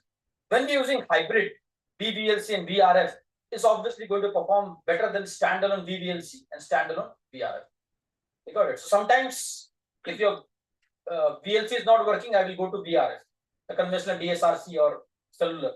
That is not working, I will go to VLC. I'm getting best of both the worlds. So obviously the performance in this case will be far better than single cellular or single Wi-Fi. This is what we proposed, and this is the results what we got in this case also. This was joint work with two of my colleagues, one from Ireland and one from UK. And you see, this is what results what we get. So we give 3 stars, the performance is very good. So we saw that with hybrid, the performance is far better than as compared to standalone VRF and standalone VVLC. So what does it mean is that instead of using only one technology, use both the technology and get best of both the worlds. This is what we saw in this case. And then what we did was that a lot of talk about RIS, reflective intelligent surfaces. Some people call it as IRS, intelligent reflective surfaces, RIS, reconfigurable intelligence. A lot of beta surfaces. A lot of people call it intelligent surfaces. So we started working towards RIS also. So IRS technology is very interesting. So basically, this is a technology that can modify your propagation environment. So just to give a very simple example, suppose you want to make a call from here to your friend. Right now, you only have the control of your wireless transmitter and the friend has a control only of your receiver. What if I can control the propagation channel as well? I can direct the channel towards the receiver. This is what RIS does. It helps you to basically control the wireless propagation channel. And this is what I'm showing here. Within this beta surface, RIS or IRS can control the propagation channel. And there are a lot of applications of IRS. So either you can do something like a band stop, band pass, beam forming, beam spreading, changing of polarization, a lot of things you can do with this intelligent surfaces. The intelligence in the sense of it can modify your propagation environment. That's why the intelligence is coming into this picture. And we use RIS, again, I will not go into this one. Again, the road intersection. Now what we said, we are going to use RIS also. So RIS in the sense of it, suppose this yellow vehicle is there. Suppose this yellow vehicle is there, it's trying to communicate with this blue vehicle. So you can see this road intersection, and because of this building, this yellow vehicle is not able to see this blue vehicle. What it can do? It can communicate via this RIS back to this blue vehicle. Because of this blockage, it can do something like a reflecting from this intelligent reflective surface. Signal will go from here to the IRS, this building, and this building to this vehicle. So this is what we proposed in this work. And we saw that we compared with the conventional VRF with relaying and all these things. And this is what we did. So with RIS and without RIS, we compared. And this is the results. Again, I will not go into details of the tech. The broad idea is something we incorporate IRS in a road intersection and we compare the performance of RIS with a conventional relaying where you have a relay in between transmitter and the receiver. And this is the interesting results what we obtained. So RIS may not always be helpful. It's sort of a contrary to conventional thinking that RIS will always be helpful.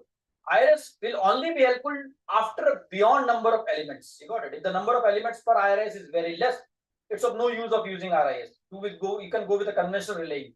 The moment you increase the number of elements of RIS, you do a more cooperative forming. And because of this more cooperative beam forming, your gain will typically increase a lot.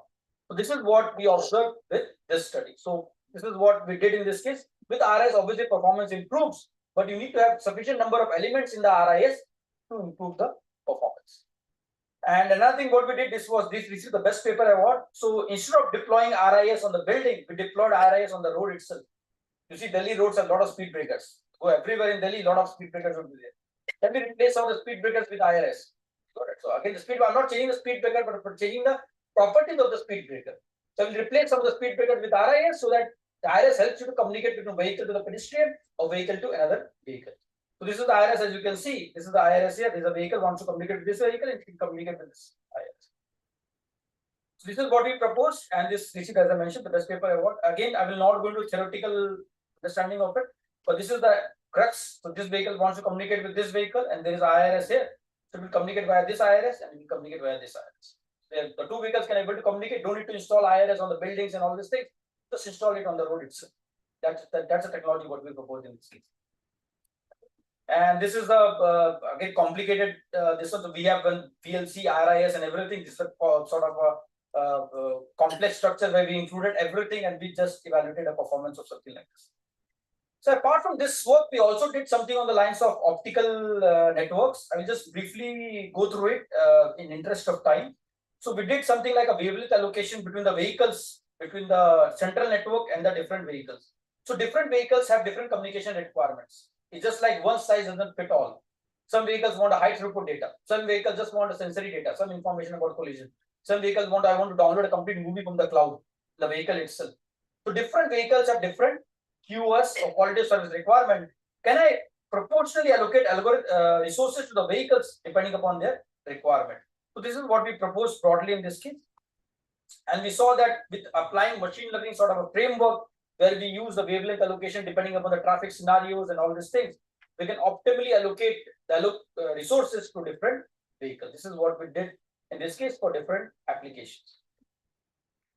And we predicted traffic using this random forest algorithm, and we predicted a vehicular traffic for Minnesota roadways, and we saw that with this data, we tried to optimally allocate the wavelength, and the performance really improves in terms of resource allocation.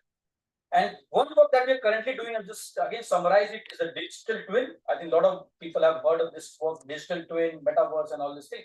So basically, the idea in this case is that can we replicate a complete vehicle scenario in the cloud? So sometimes it's not possible to make real-time decision on the fly. Am I right? Your vehicle doesn't have the processing power. Neither your mobile phone has the processing power. Can I shift some of the operations in the cloud? Then take some decisions on the cloud, and based on that inferences, pass the decision back to the realistic scenario. Suppose whether I should overtake this vehicle or not, whether there is a pothole in the front or not, whether there is a pedestrian in front or not. Instead of vehicle deciding, I will replicate a complete scenario on the cloud. Cloud will make an inference and get back this data to the realistic scenario. So you save a lot of processing power or computational complexity in the vehicle, moving some of the part to the cloud. So this is what the digital twin framework, what we did in this thing. So we replicated the complete vehicle's real world scenario as a digital twin.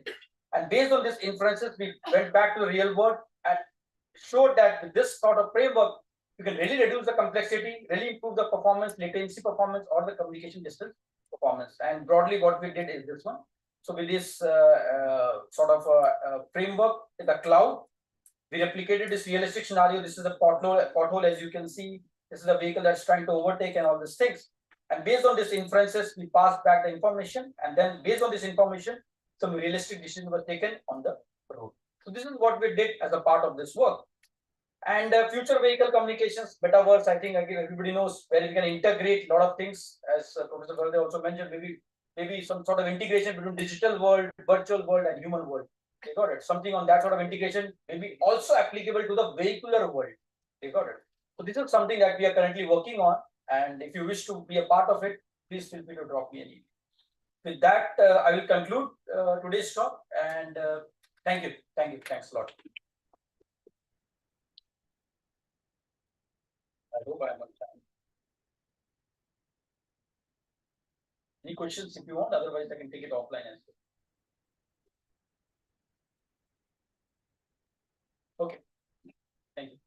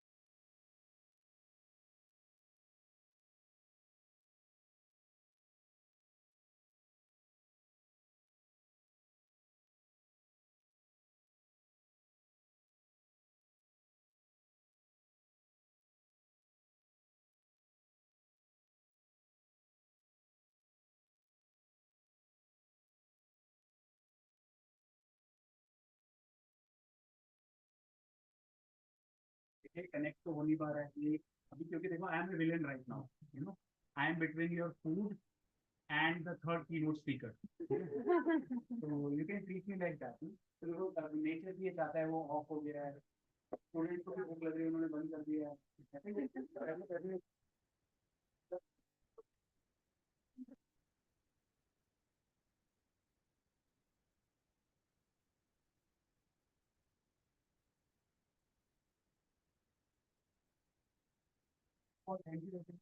Thank you very much to all of you for coming and having so much of patience for sitting, and all the conditions were not that good as far as the research conference is concerned to attend this conference. You all are coming from different part of the Delhi, and some people are coming from different part of the countries also. Professor Bal Vijay, who is also a very good friend of mine and is a partner in one of my conference, another conference of a conference that is we do at London Metropolitan University. We have done that conference in last June, and in coming June also, we are going to do that same conference. And you all are invited. You can put your papers. The conference is in hybrid mode, and we will, I announce extra 10% discount for all of the registered users, registered authors over there. Okay, so this is another extra discount for all of you. We have already provided 40% of the discount for online presentation, because I understand it's very difficult to, is that start? Okay. So means the thing is, yes, let me speak about that research. So what is our topic is topic. Why? Because you all must be wondering that here, you know, one of the key organizing member of this particular conference, and I'm speaking on at the keynote also in this particular conference.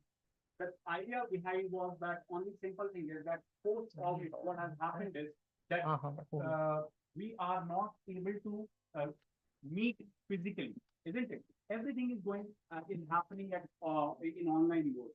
I got some complaints also that the schedule was not properly informed and many other things. But that was all just one thing in mind, that we should attend the complete conference, isn't it? See, as far as the research is concerned, high quality papers, you all must be publishing in journals and everything. But what is the importance of conferences? The importance of conference is all the people who are sitting here, we are gathered, we are interacting in the lunch break, in the tea session, everything, and the ideas are getting exchanged, isn't it? The people-to-people contact, that is very, very much important nowadays. In 2020, when we did that particular conference, at that time, around 300 to 400 participants were there, and three-day conference was there, and it was a very good conference, mega conference, and this is the but we are catching up, and the purpose of this conference is the conference. Very frankly speaking, the purpose to people who are thinking that yes, our main goal is that all the audience should be here listening to the keynotes, listening to the even the do you think that I need a mic? I'm audible to all of you? Yeah. Okay. I think if I will be speaking from there, still my voice will be there. Okay. So the thing is, so let me come to the agenda, and why I have kept this workshop is that to increase the number of audience, we invited some of the attendees, and the attendees are from there still my voice is speaking from there still my voice me that they want to attend online, but I requested them to come to the agenda, and I hope the agenda is and enjoying this conference. We have the speaker, it can come from London and can have one-day flight, and from Triple IT, my friend Professor Vivek Bora is there, and many other dignitaries are there. So you also can come and listen to this, attend the conference physically. So let us come to the agenda: research methodologies and its impact. Okay, so this is a very yes. Next slide, please. Yeah. So this is the outline of this particular. I always like to means roaming on the this thing on the stage, and then I always like to interact with my this thing. So this is after listening on very serious topics like communication, and tomorrow there are the keynotes are on computing. We will be coming to this particular topic, which is very simple.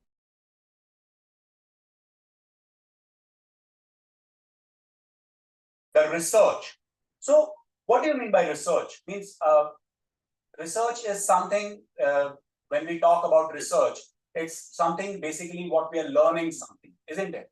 Research means if we are, for example, if I start with, there is a holy book called as Gita. Okay, if we are reading that Gita again and again, we find something new into it, isn't it? So that also goes with the books also. If you are searching something again and again, you will find something new. That is actually the research, is if we divide the research into two parts, that is re and search. And basically the major goal of research is to learn. And what is unexplored, unknown, that is the, and to uncover that knowledge is about the research. When we say that why we are doing the research, the basic purpose of the research is the advancement of the academics. So the thing is, what is a research paper? We should be having that basic definition of research paper. I will be starting with from very simple topic, that is what is the definition of research paper. Then I will be also touching on some of the other aspects of the means where the research is going, what is the direction of particular research. Okay, in short 20-25 minutes, I will not take that much of time because the lunch is ready. Okay, so as far as you can see the definition of the scientific research paper, it's a written and published report that with the original results. You all understand this thing. So basically, what is the basic purpose of research paper is, when we talk about research paper, when we say that we are writing a research paper, what should be in our mind? First thing is that you are not writing a research paper for yourself. This thing you should have in your mind.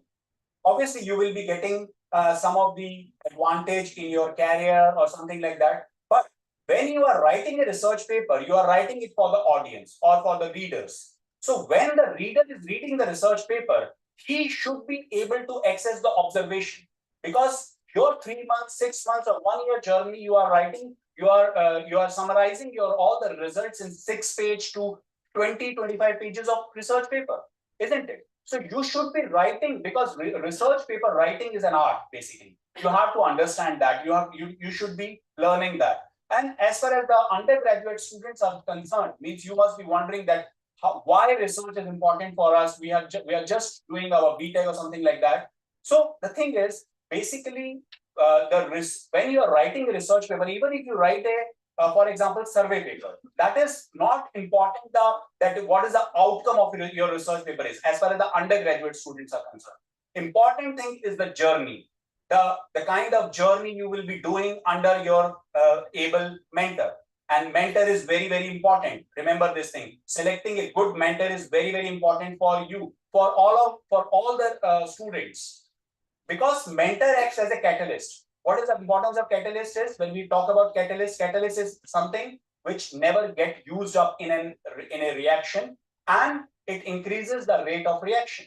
Similarly, the mentor acts as, like, for example, I am blessed that I got a very good mentor in the form of Professor Abhishek Saru and Professor A.K. Singh. So the thing is, I was talking about the observation, and another important aspect of any research paper is that you should be defining your research paper in a manner that the experiments or the results which you are claiming to be the part of research paper, because obviously unknown results are the part of that research paper. The reader should be able to perform similar experiments and getting same results. So verifiability is another important aspect of the research paper. Okay, so this thing is very important nowadays. Means we are writing something, we are putting something, lot of kind of research papers are there, because what we are, see, as far as the research is concerned, research is not, especially for the BTech students, it is not for because this workshop is for the attendees only, so I will be concentrating on some of the basic part. Then I will go to some of the aspects of the research. I will be touching some this thing which will be interesting for the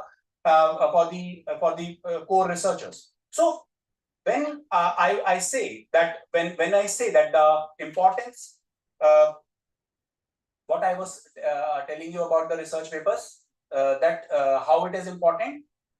Yes, I want an interactive session. If you have any query, you please raise your hand. Yes, be fast. What I was telling you related to research paper as far as the undergraduate students are concerned.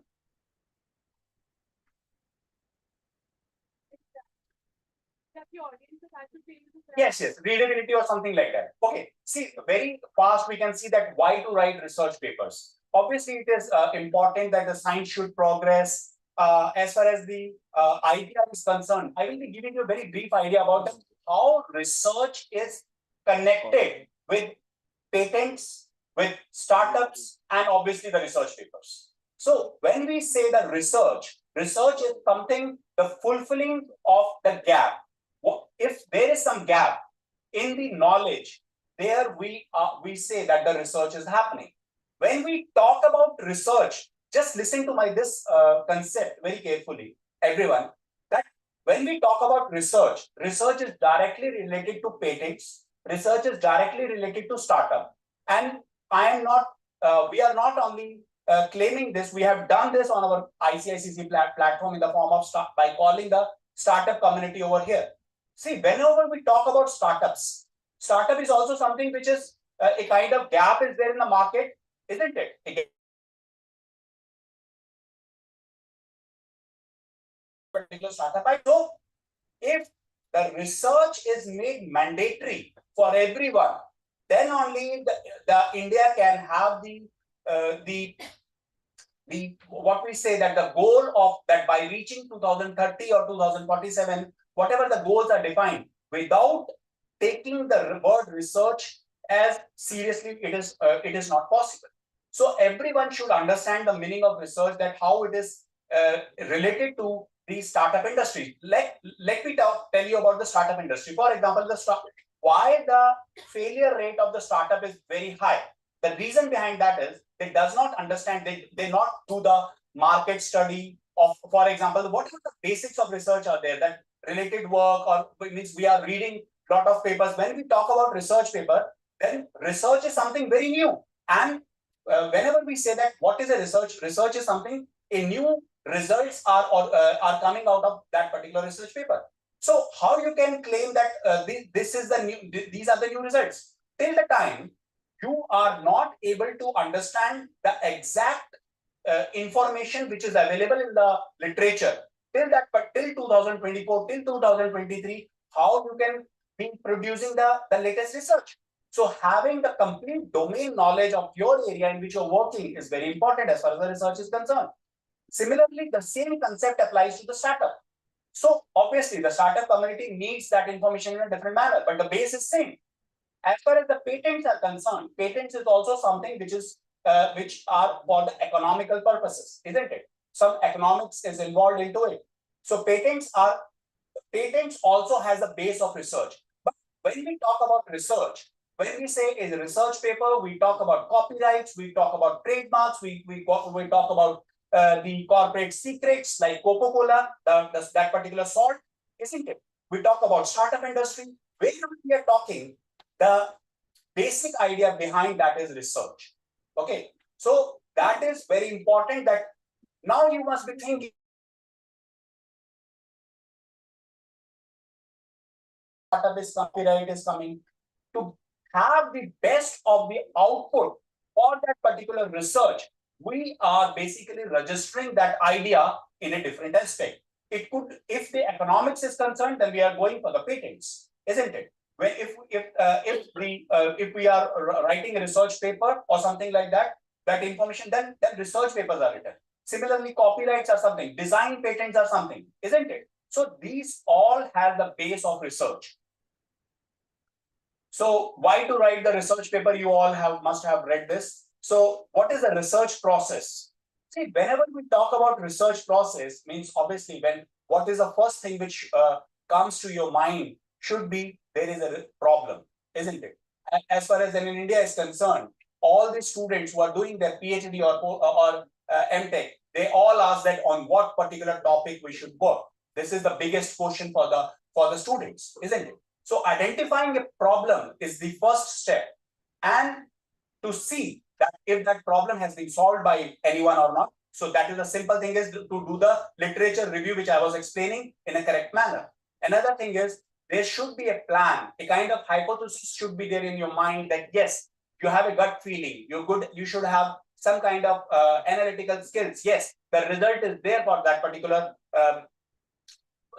gap of that particular research idea, isn't it? So then obviously then you have to solve it, you have to evaluate a solution, you have to compare it, the results with the previous results, previous papers, and then you should be explaining the result part. So as far as the computer science research is concerned, the similar thing is that I'm explaining, that is the same thing. Okay. So the research can be of two types. One is quantitative research, another one is the qualitative research. Now, when we talk about the quantitative research, then it is something that we are measuring something. Okay. We are measuring something that the quantity is getting measured, isn't it? So that is the quantitative research is, and we need large samples for that. Experiment should be repeatable. So that is the quantitative research is about. Next is the qualitative research. When we say that the sample size are small, experiments are not necessarily repeatable, so you can say that the qualitative research is generally done before the quantitative research. Okay, so let us move for, like you can just read that the quality research is frequently a precursor to the quantitative research that I was telling you earlier. So this is a very simple process. Just see that the students can see that any research paper getting published is that you write a manuscript with a cover letter, and the new experiments and everything is done. You have added information. Then the paper goes to the peer review. You must be wondering that what peer review is. The students must understand it is not that passing a particular examination. Peer is something which is working in my area. Okay, for example, if I'm working in distributed system, another person working in the distributed system is my peer. So whenever I am sending my research paper, that research paper is sent to that particular guy who has some research paper in that particular area. And then we talk about single blind review, double blind review, or some of the terminologies are there. When the author is known, then one kind of blind review is there. If the author and the reviewer both are unknown, then we can say that double blind review process is happening. So there the research is why something, sometimes we say that research is a distributed process. In the distributed process, that a paper is written by someone, it is checked by someone, it is analyzed by another person, and once the paper is written, analyzed, and you get the review comments, the editor-in-chief is another person who is examining that particular paper. So you can see that at multiple platforms, the research is getting validated, whether in the form of peer review or by the editor-in-chief. And we should not be forgetting about that your research is going to be analyzed by the thousands of the readers which are going to read your paper. Nowadays, the research world is facing one problem where the papers are getting retracted.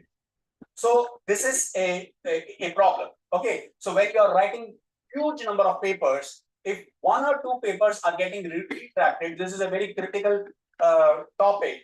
Then the many research community generally saw it as a kind of big offense has been done by the author. But as far as I am concerned, if you are doing a lot of things, anything can happen. And it is also the responsibility of the platform on which the research is getting published, isn't it?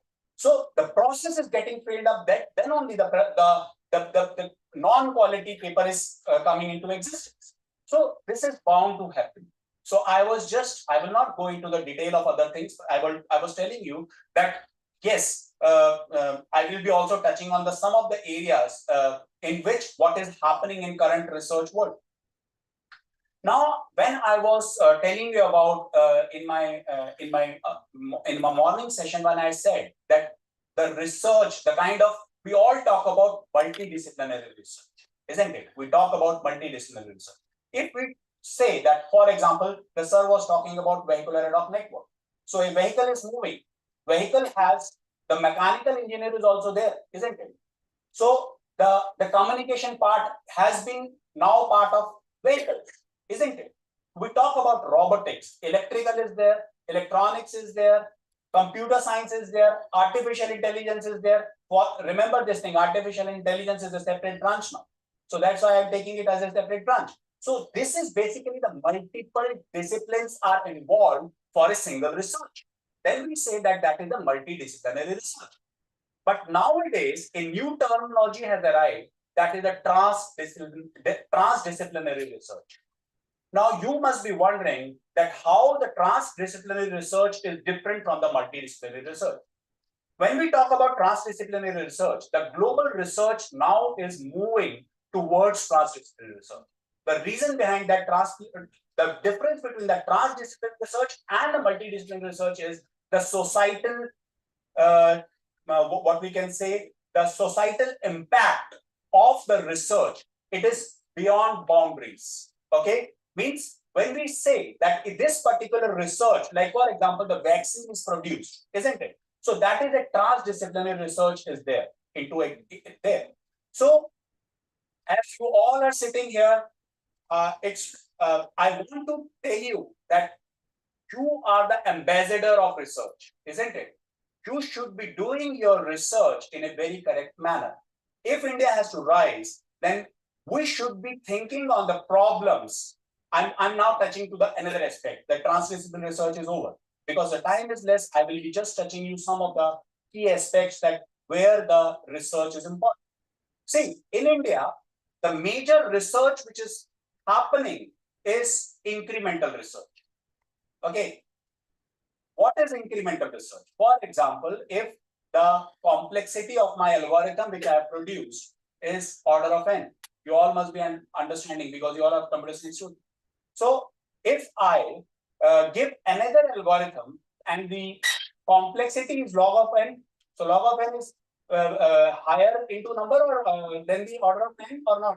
Yes.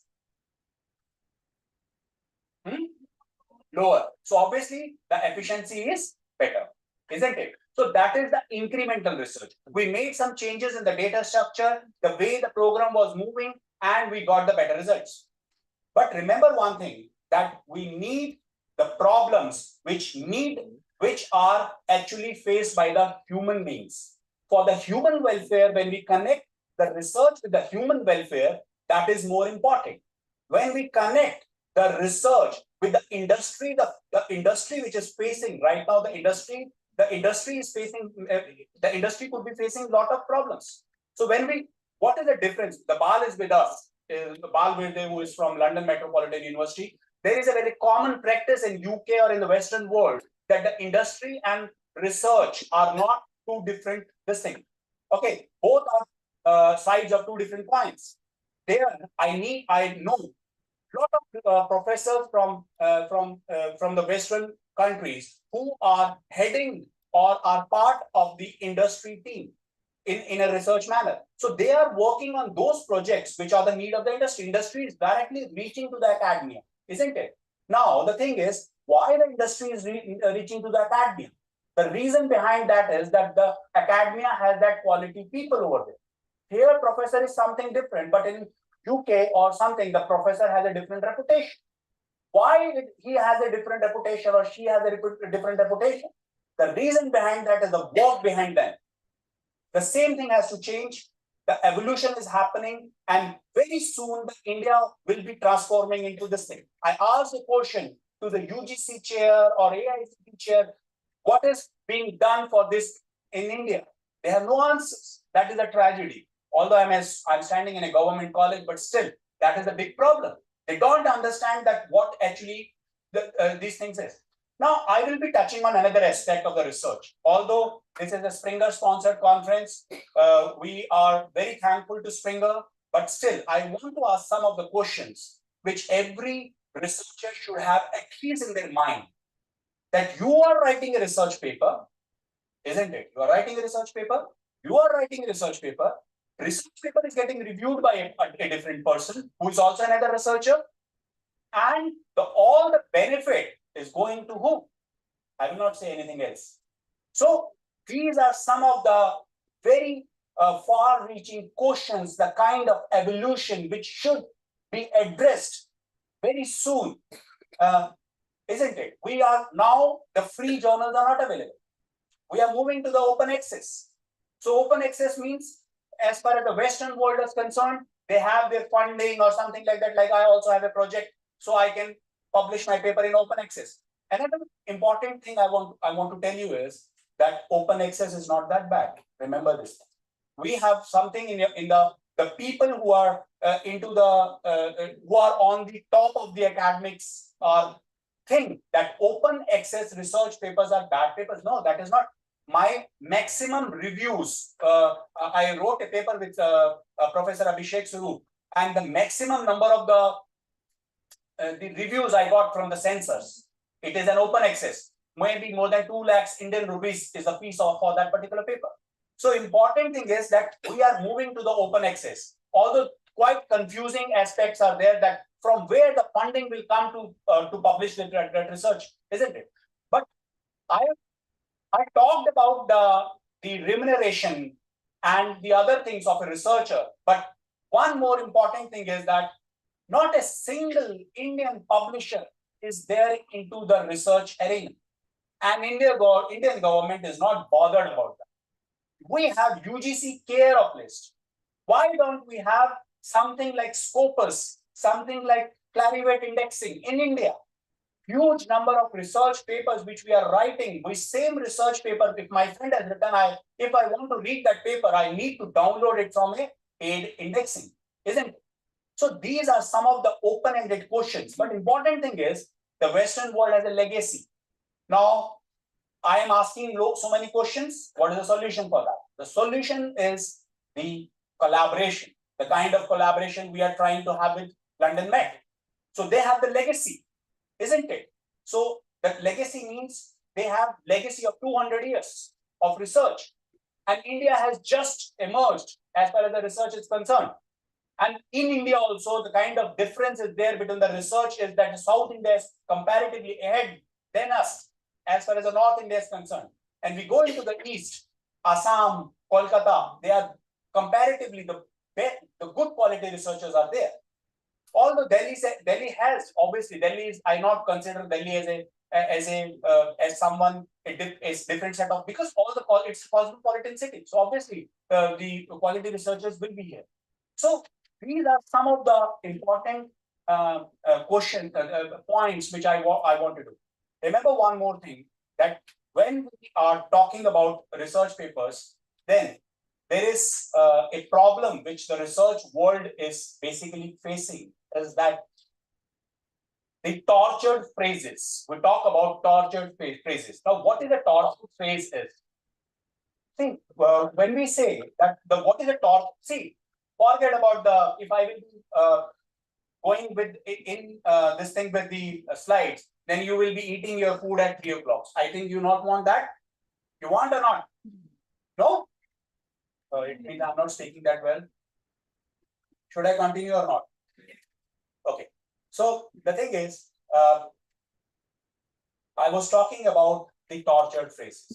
See, what is happening is there is quality, the people who follow the straight path and who follow the wrong path are always everywhere, isn't it? Lot of things are happening in Chinese or many other countries. That some of the countries that is happening is that how the research is getting copied is that, for example, machine learning. Now, important thing is, if a quality research paper is there and you want a new paper out of it, is you have to paraphrase it, you have to remove the plagiarism. Simple thing is that now machine learning word, for example, is used 100 times in a research paper. So now machine and learning will be, the word will be, the synonyms of those words will be used. So that is a tortured phrase. Okay. So this is another kind of plagiarism which is happening in the research world. So remember this thing, that your paper is going to be read by thousands of authors. So not do these things by paraphrasing or by not by taking the synonym, by reducing the plagiarism with the wrong means. It should not be done. Never. Okay. Follow a simple path. Write a research paper and always check the plagiarism. Now AI tools are also available. AI tools are available now in Turnitin and Authenticate everywhere. So the AI related matter will also come. So these are some of the important points. Now you can see a brain, which has why we talk about balanced brain. Balanced brain is we always say that if a region is for logic and reading, another region is creativity and writing. And for research paper writing, we need everything, isn't it? So that's why the balanced brain is needed. So as far as the beginning is concerned, I've already explained this thing to you.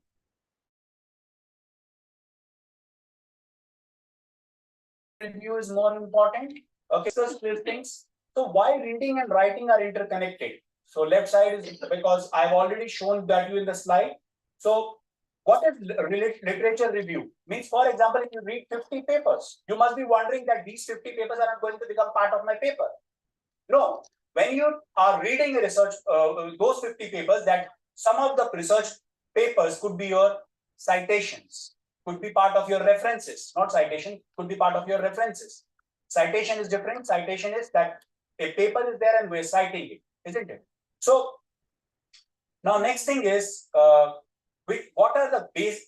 We always, when we search a research paper, we generally go to the Google, but the better is Google Scholar. Okay, there are other, some of the libraries are available with some of them are mentioned, like IEEE Explore Digital Libraries there. But for that, the institution should have a paid access to that. Okay, so these are some of the, now, as far as when we are reading a research paper, now, for example, there is a lot of question comes to me that we have a research paper, how to read that? So when you're downloading a research paper, for example, download at least 50 research papers of your area. Okay, my guide always used to tell me that download 100 research papers, out of that 5 or 10 will be yours. Okay, so when we download those 50 papers with the help of the title, just read. You have to give only 5 minutes or 10 minutes maximum to one paper. 5 minutes for one paper. You just have to read the abstract. If the abstract is matching with your area, then you should be. Now, what my guide explained, and explaining the same to you, that divide the research papers into most important, and are not in context. So you have 3 different folders with 3 different dates. Research is also making you a more organized person. Remember this thing. That's why we say that why research is important for everyone. Even if the BTech students are going for MBA or for startup or for marketing, the research is important. This journey will help you definitely in your future career. So after the skim reading, you have to do the scan reading, then detailed reading, and then the intense reading. Obviously, the intense reading is done for only few of the papers, 2, 3, 4 papers. So after reading those papers, you also get an idea that how the research world is actually validating that particular research, isn't it? For example, if you're doing, I will take some simple examples. If, for example, for a research area, you are simulating that in a Java, but that area is getting, for example, simulated in C++. So you need to go to the Java. Or if you are going for C++, you should be mentioning that thing, that why the C++ is important for your area. Maybe a different area is coming. Research is something, obviously, something new is coming. So many research papers, we develop simulators. Different simulators are designed. Do you understand this thing? The young researcher should know this thing, that a different language is designed for a research paper. That kind of simulator.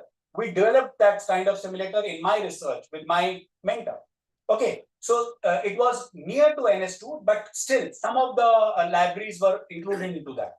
So ethics are concerned, you all know that who should be the author. It is necessary for the citation, plagiarism.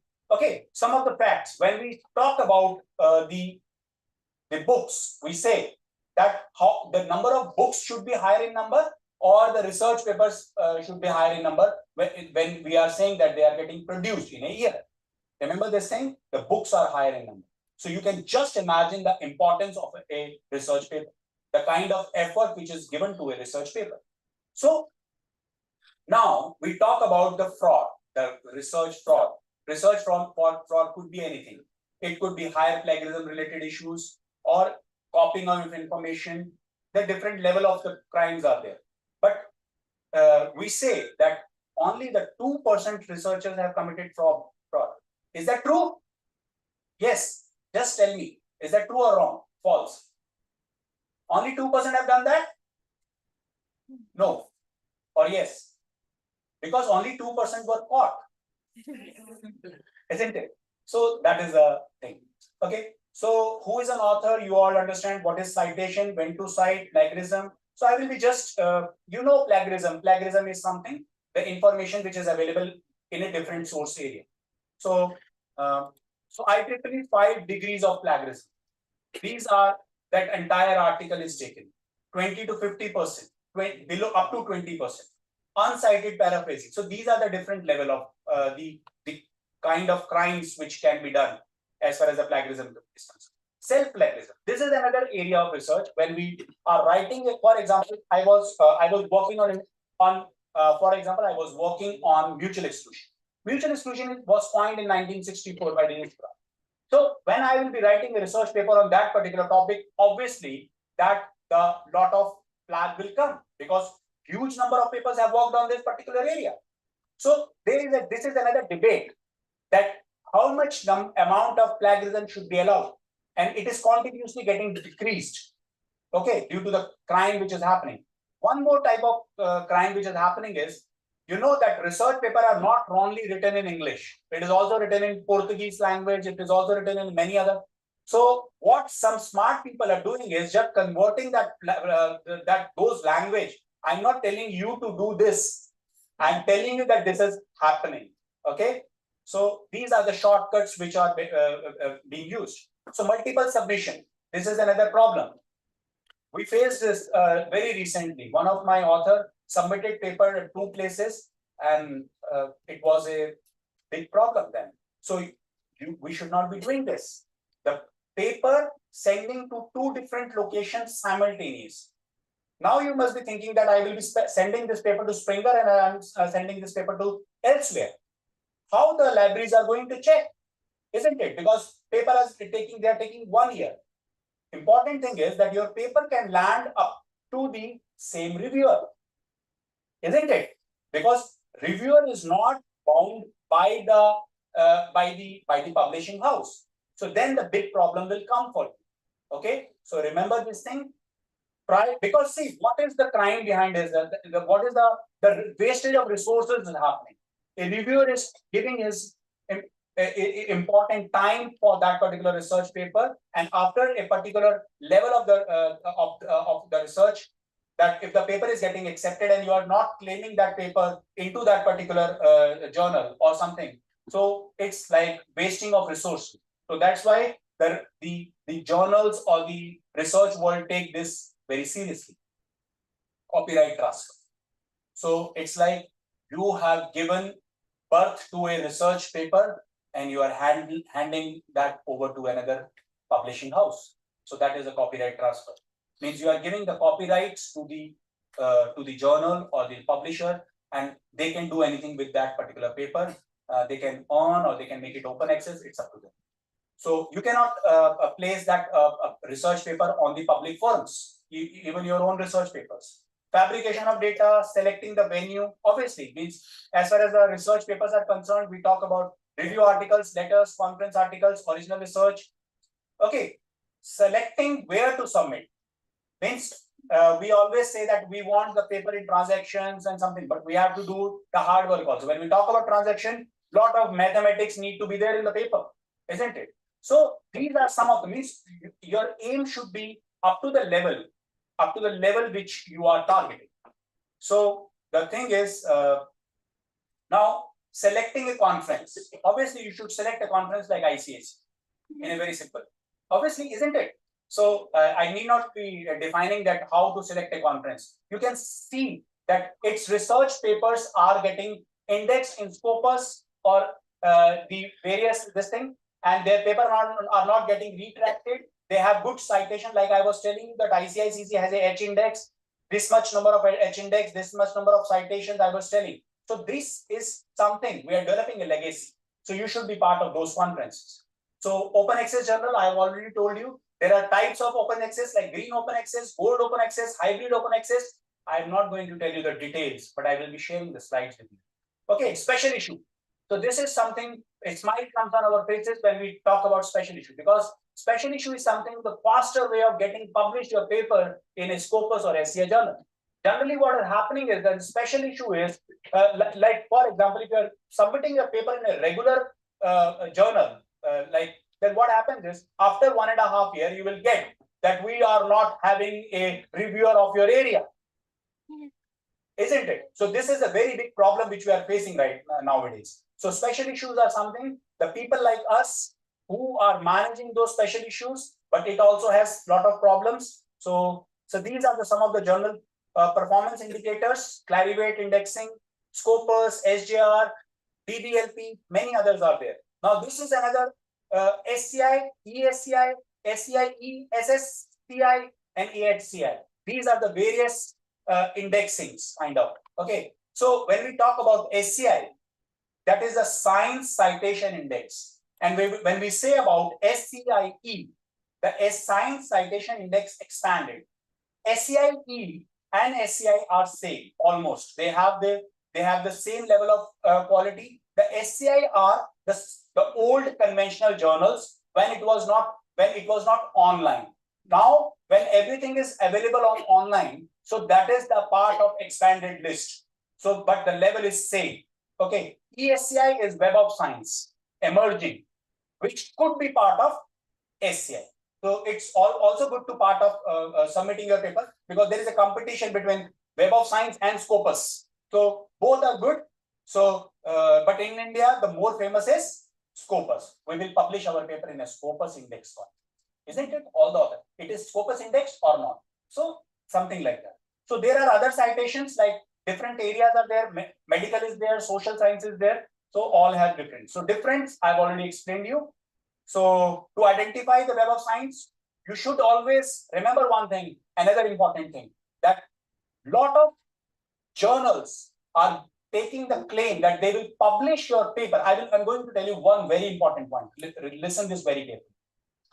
That lot of journals and middlemen are claiming that your paper will be published in blah blah Scopus journal. But remember this thing, always check that journal, how many number of papers are getting published by that particular journal. If that is in 10, 20, 30, then it is fine.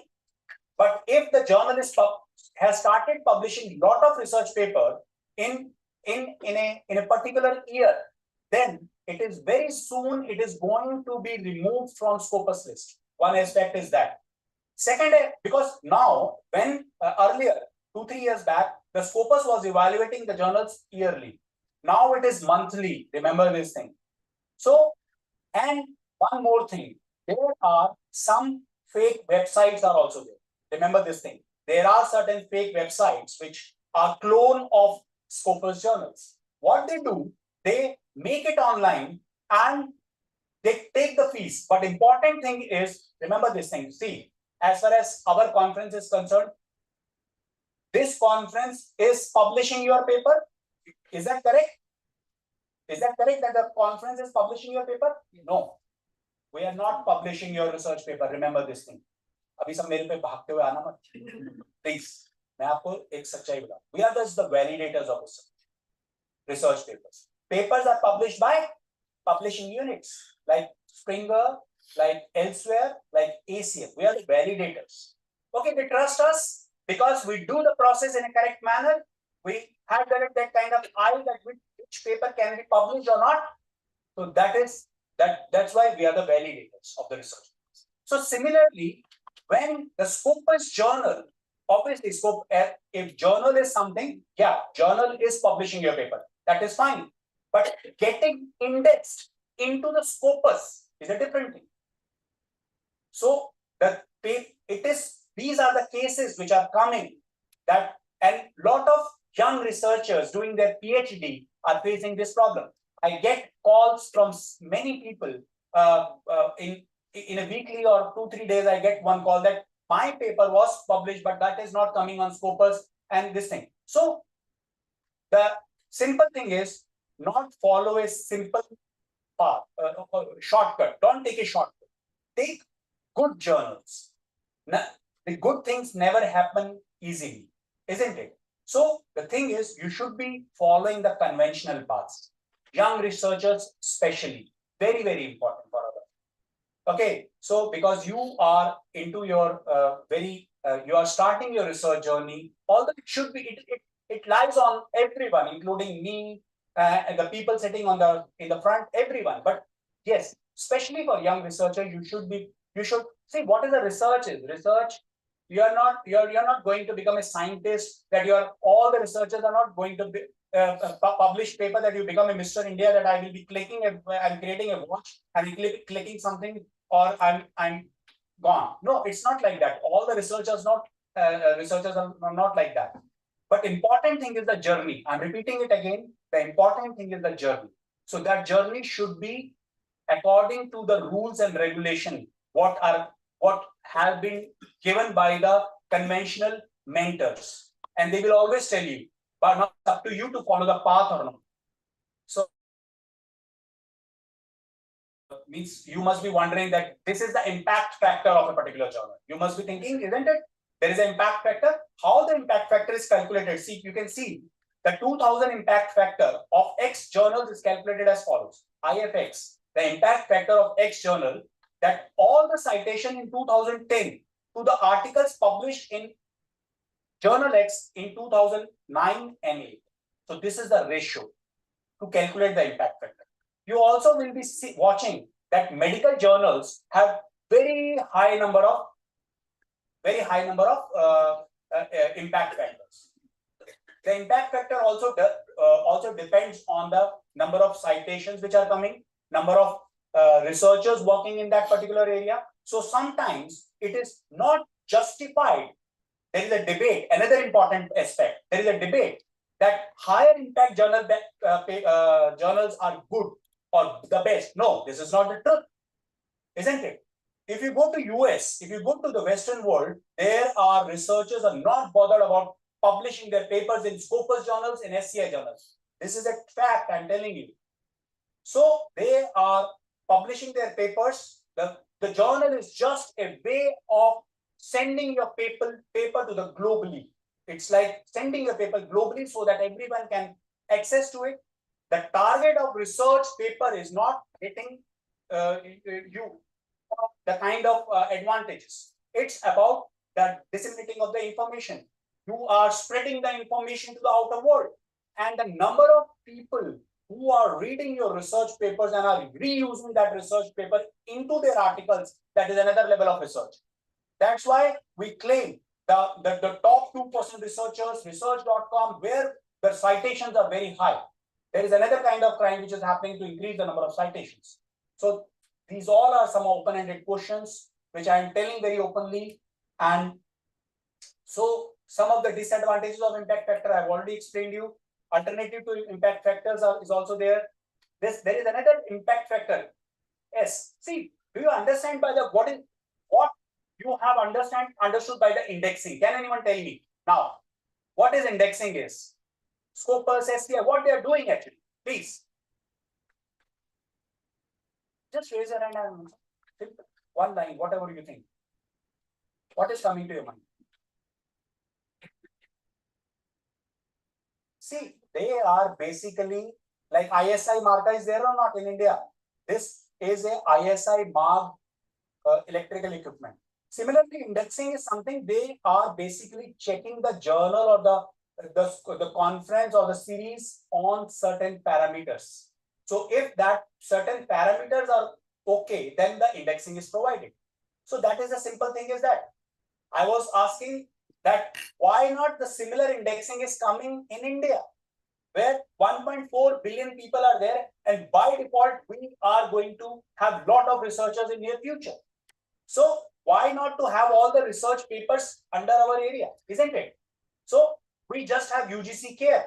UGC Care is also the group of the journals. It's not an indexing. So difference between Q1, Q2, Q3 and Q4 and how to identify the Q1 and Q2 status. Publon ID. I was telling you about ES. ES is again, ES is another indexing which is checked in China or the Eastern countries like Scopus. So ORCID ID, this is very important. All the researchers should have the ORCID ID, Open Researcher and Contributor ID. The unique ID, like IP address is a unique number. Similarly, you should also have a ORCID ID. The difference between Web of Science and Scopus, I've already explained. Google Scholar, DVLP, and you must be very happy now. Thank you very much. So I am open for the questions. If you have, I think, do you have any question or not? No? All questions I have answered. Thank you so much. So this is all about. Now, after this, we will be moving to the lunch. But before that, I want to announce, I will just take a 2 minutes more, that basically you can see this. You can see this standing that is having UI Educon. So UI Educon is a platform. Obviously, this particular conference, one of the co-organizing unit of this particular conference is Universal Innovator. So Universal Innovator is a lab which is comprised of many researchers, and you also can join the Universal Innovator. UI membership is always open for everyone. That is a membership, like it has advantages also. Many economical advantages are, or means economic means you have that all the advantages, like being part of, you will be having discounts and everything. So I'm concentrating on the UI Educon. We have Sandeep with us in the audience. If Sandeep, if you can come here, please. So see, it's an effort by Universal Innovator for the researchers or for the speakers, because all the speakers, all the teachers are speakers by default. Professor Abhishek Suru, please, if you can come on the stage. And if my other team members, Professor Jameel and other, are available. See, when we say that the UI Educon is a platform, which is, it's like, it's similar to a platform like, sir, if you please, if you can. Actually, this platform has been developed to facilitate the content providers in the research arena, those who are able to develop video courses, and they can publish their video courses with the help of this platform, and the Universal Innovator will publicize those courses, and the revenue will be shared by the Universal Innovator and the researcher. So, and the marketing will be done by the Universal Innovator. This is the whole idea. All kind of academic and research oriented courses may be published using this platform. Thank you. This is all for you. The first prototype is available right now, so it can have some problems. We are into the some kind of alpha testing or beta testing. That my friend Sandeep can tell. That he's one of the core team member, young student who is just passed out and has helped us. His team has developed this website.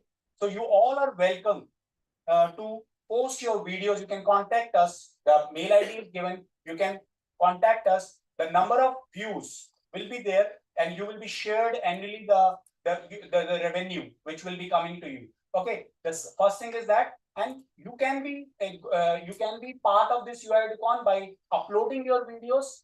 Uploading your videos has no cost. It's free of cost. We will be doing all the marketing. Everything will be done. All the promotions will be done by us. Okay. So like ICICC and other areas we will be doing. And very soon we will be also launching the app of this particular UI Educon. So thank you very much for having the attention. Thank you.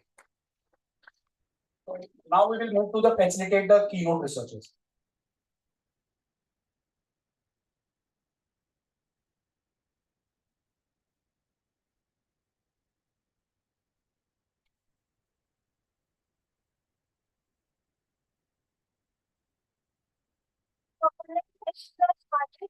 we will be moving you to the breakout rooms.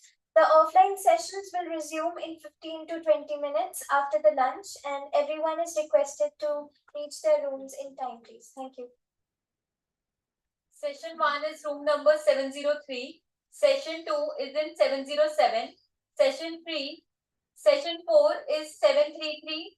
Session 5, 737. Session 6 is 715B. Session 3 is in 707. Thank you, everyone. You can now have your lunch.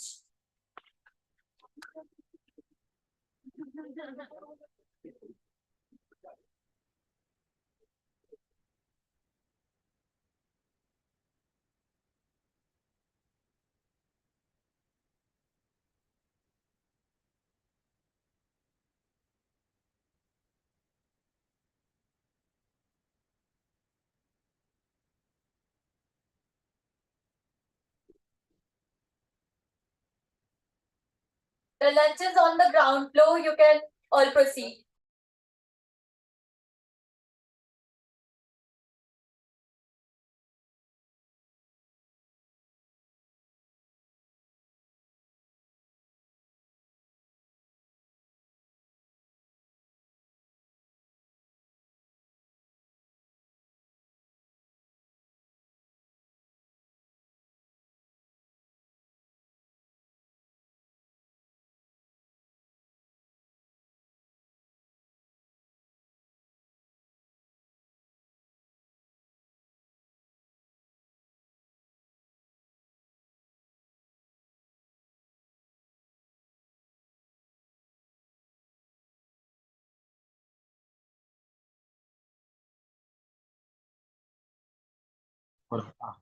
Movie करो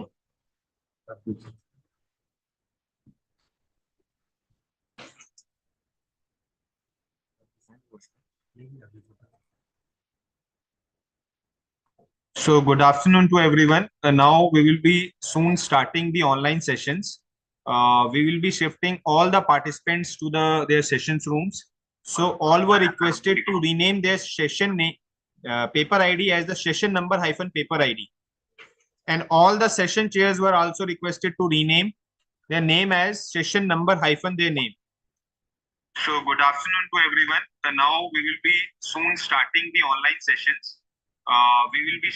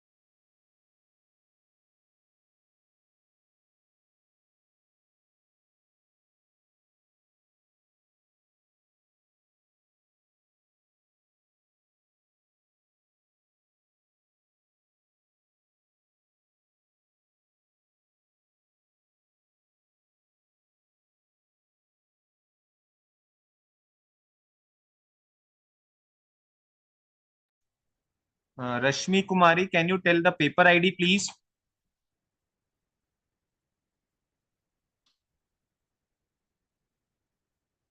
Rashmi Kumari, kindly unmute yourself. Please tell the paper ID.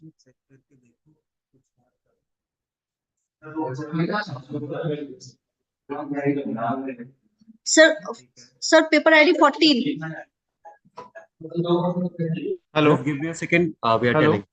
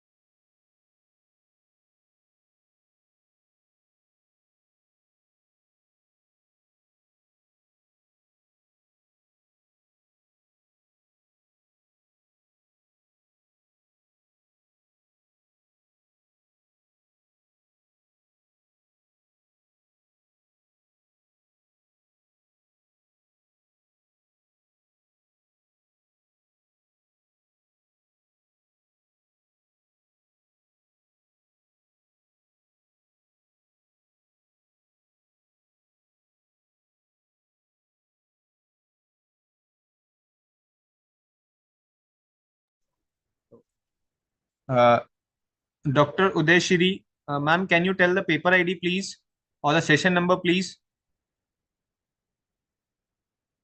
Kindly unmute yourself.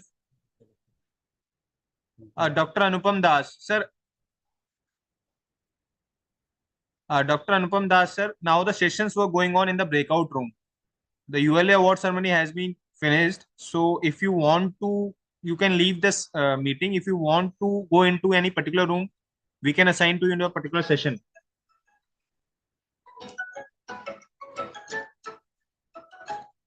Hello.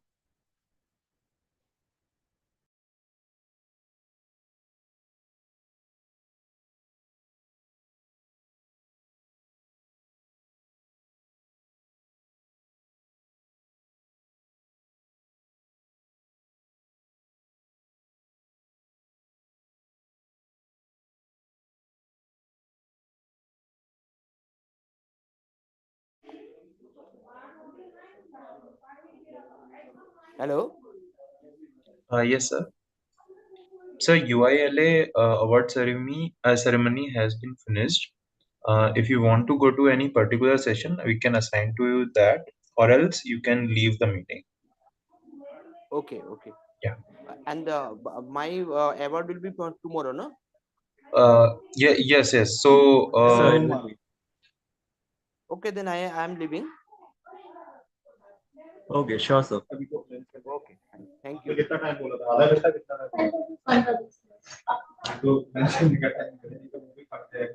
Online मध्ये start नाही होणार online में तो start हो गया offline online तो start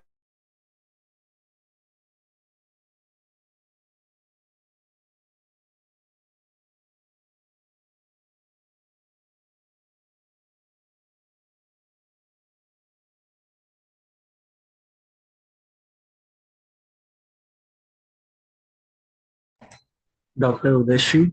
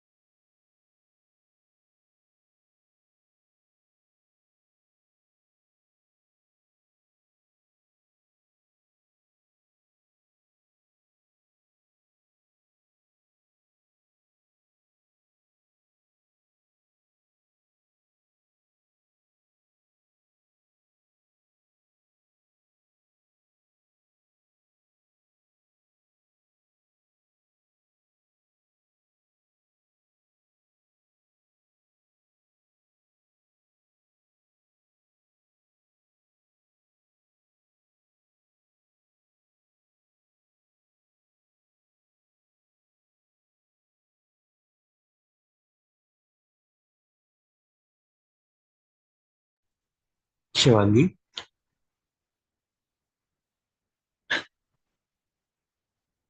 Hello.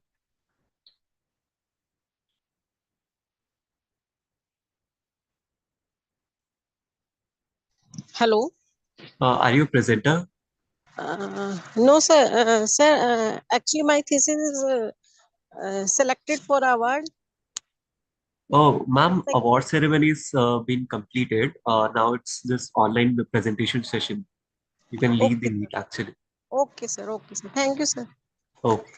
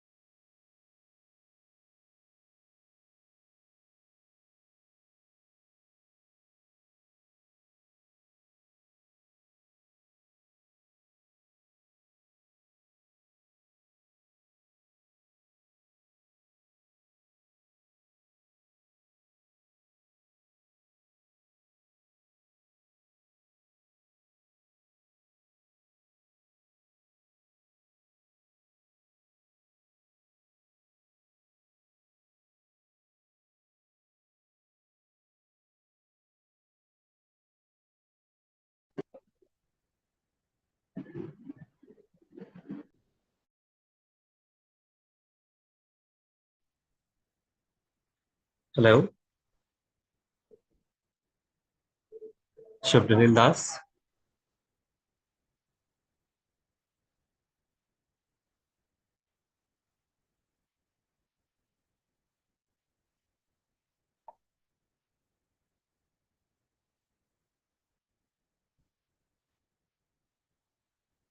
Shubhranil Das, can you respond?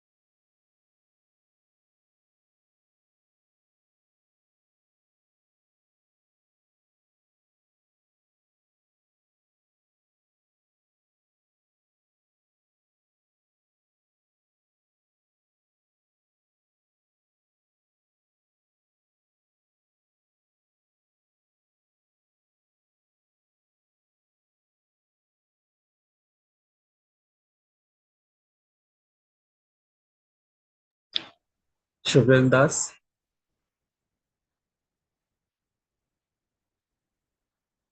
Shubhranil Das. Yes, sir. Hello. So आपकी voice नहीं आ रही. Sir, if voice is coming. Shubhranil Das, if you are a participant, then please rename yourself by your session number and paper ID. And if you are here for award ceremony, then award ceremony has been completed and now the online sessions are being conducted. So you may leave the meeting. It's 7:14. I can't hear you. If you can please type in the chat box, please. I would answer you there.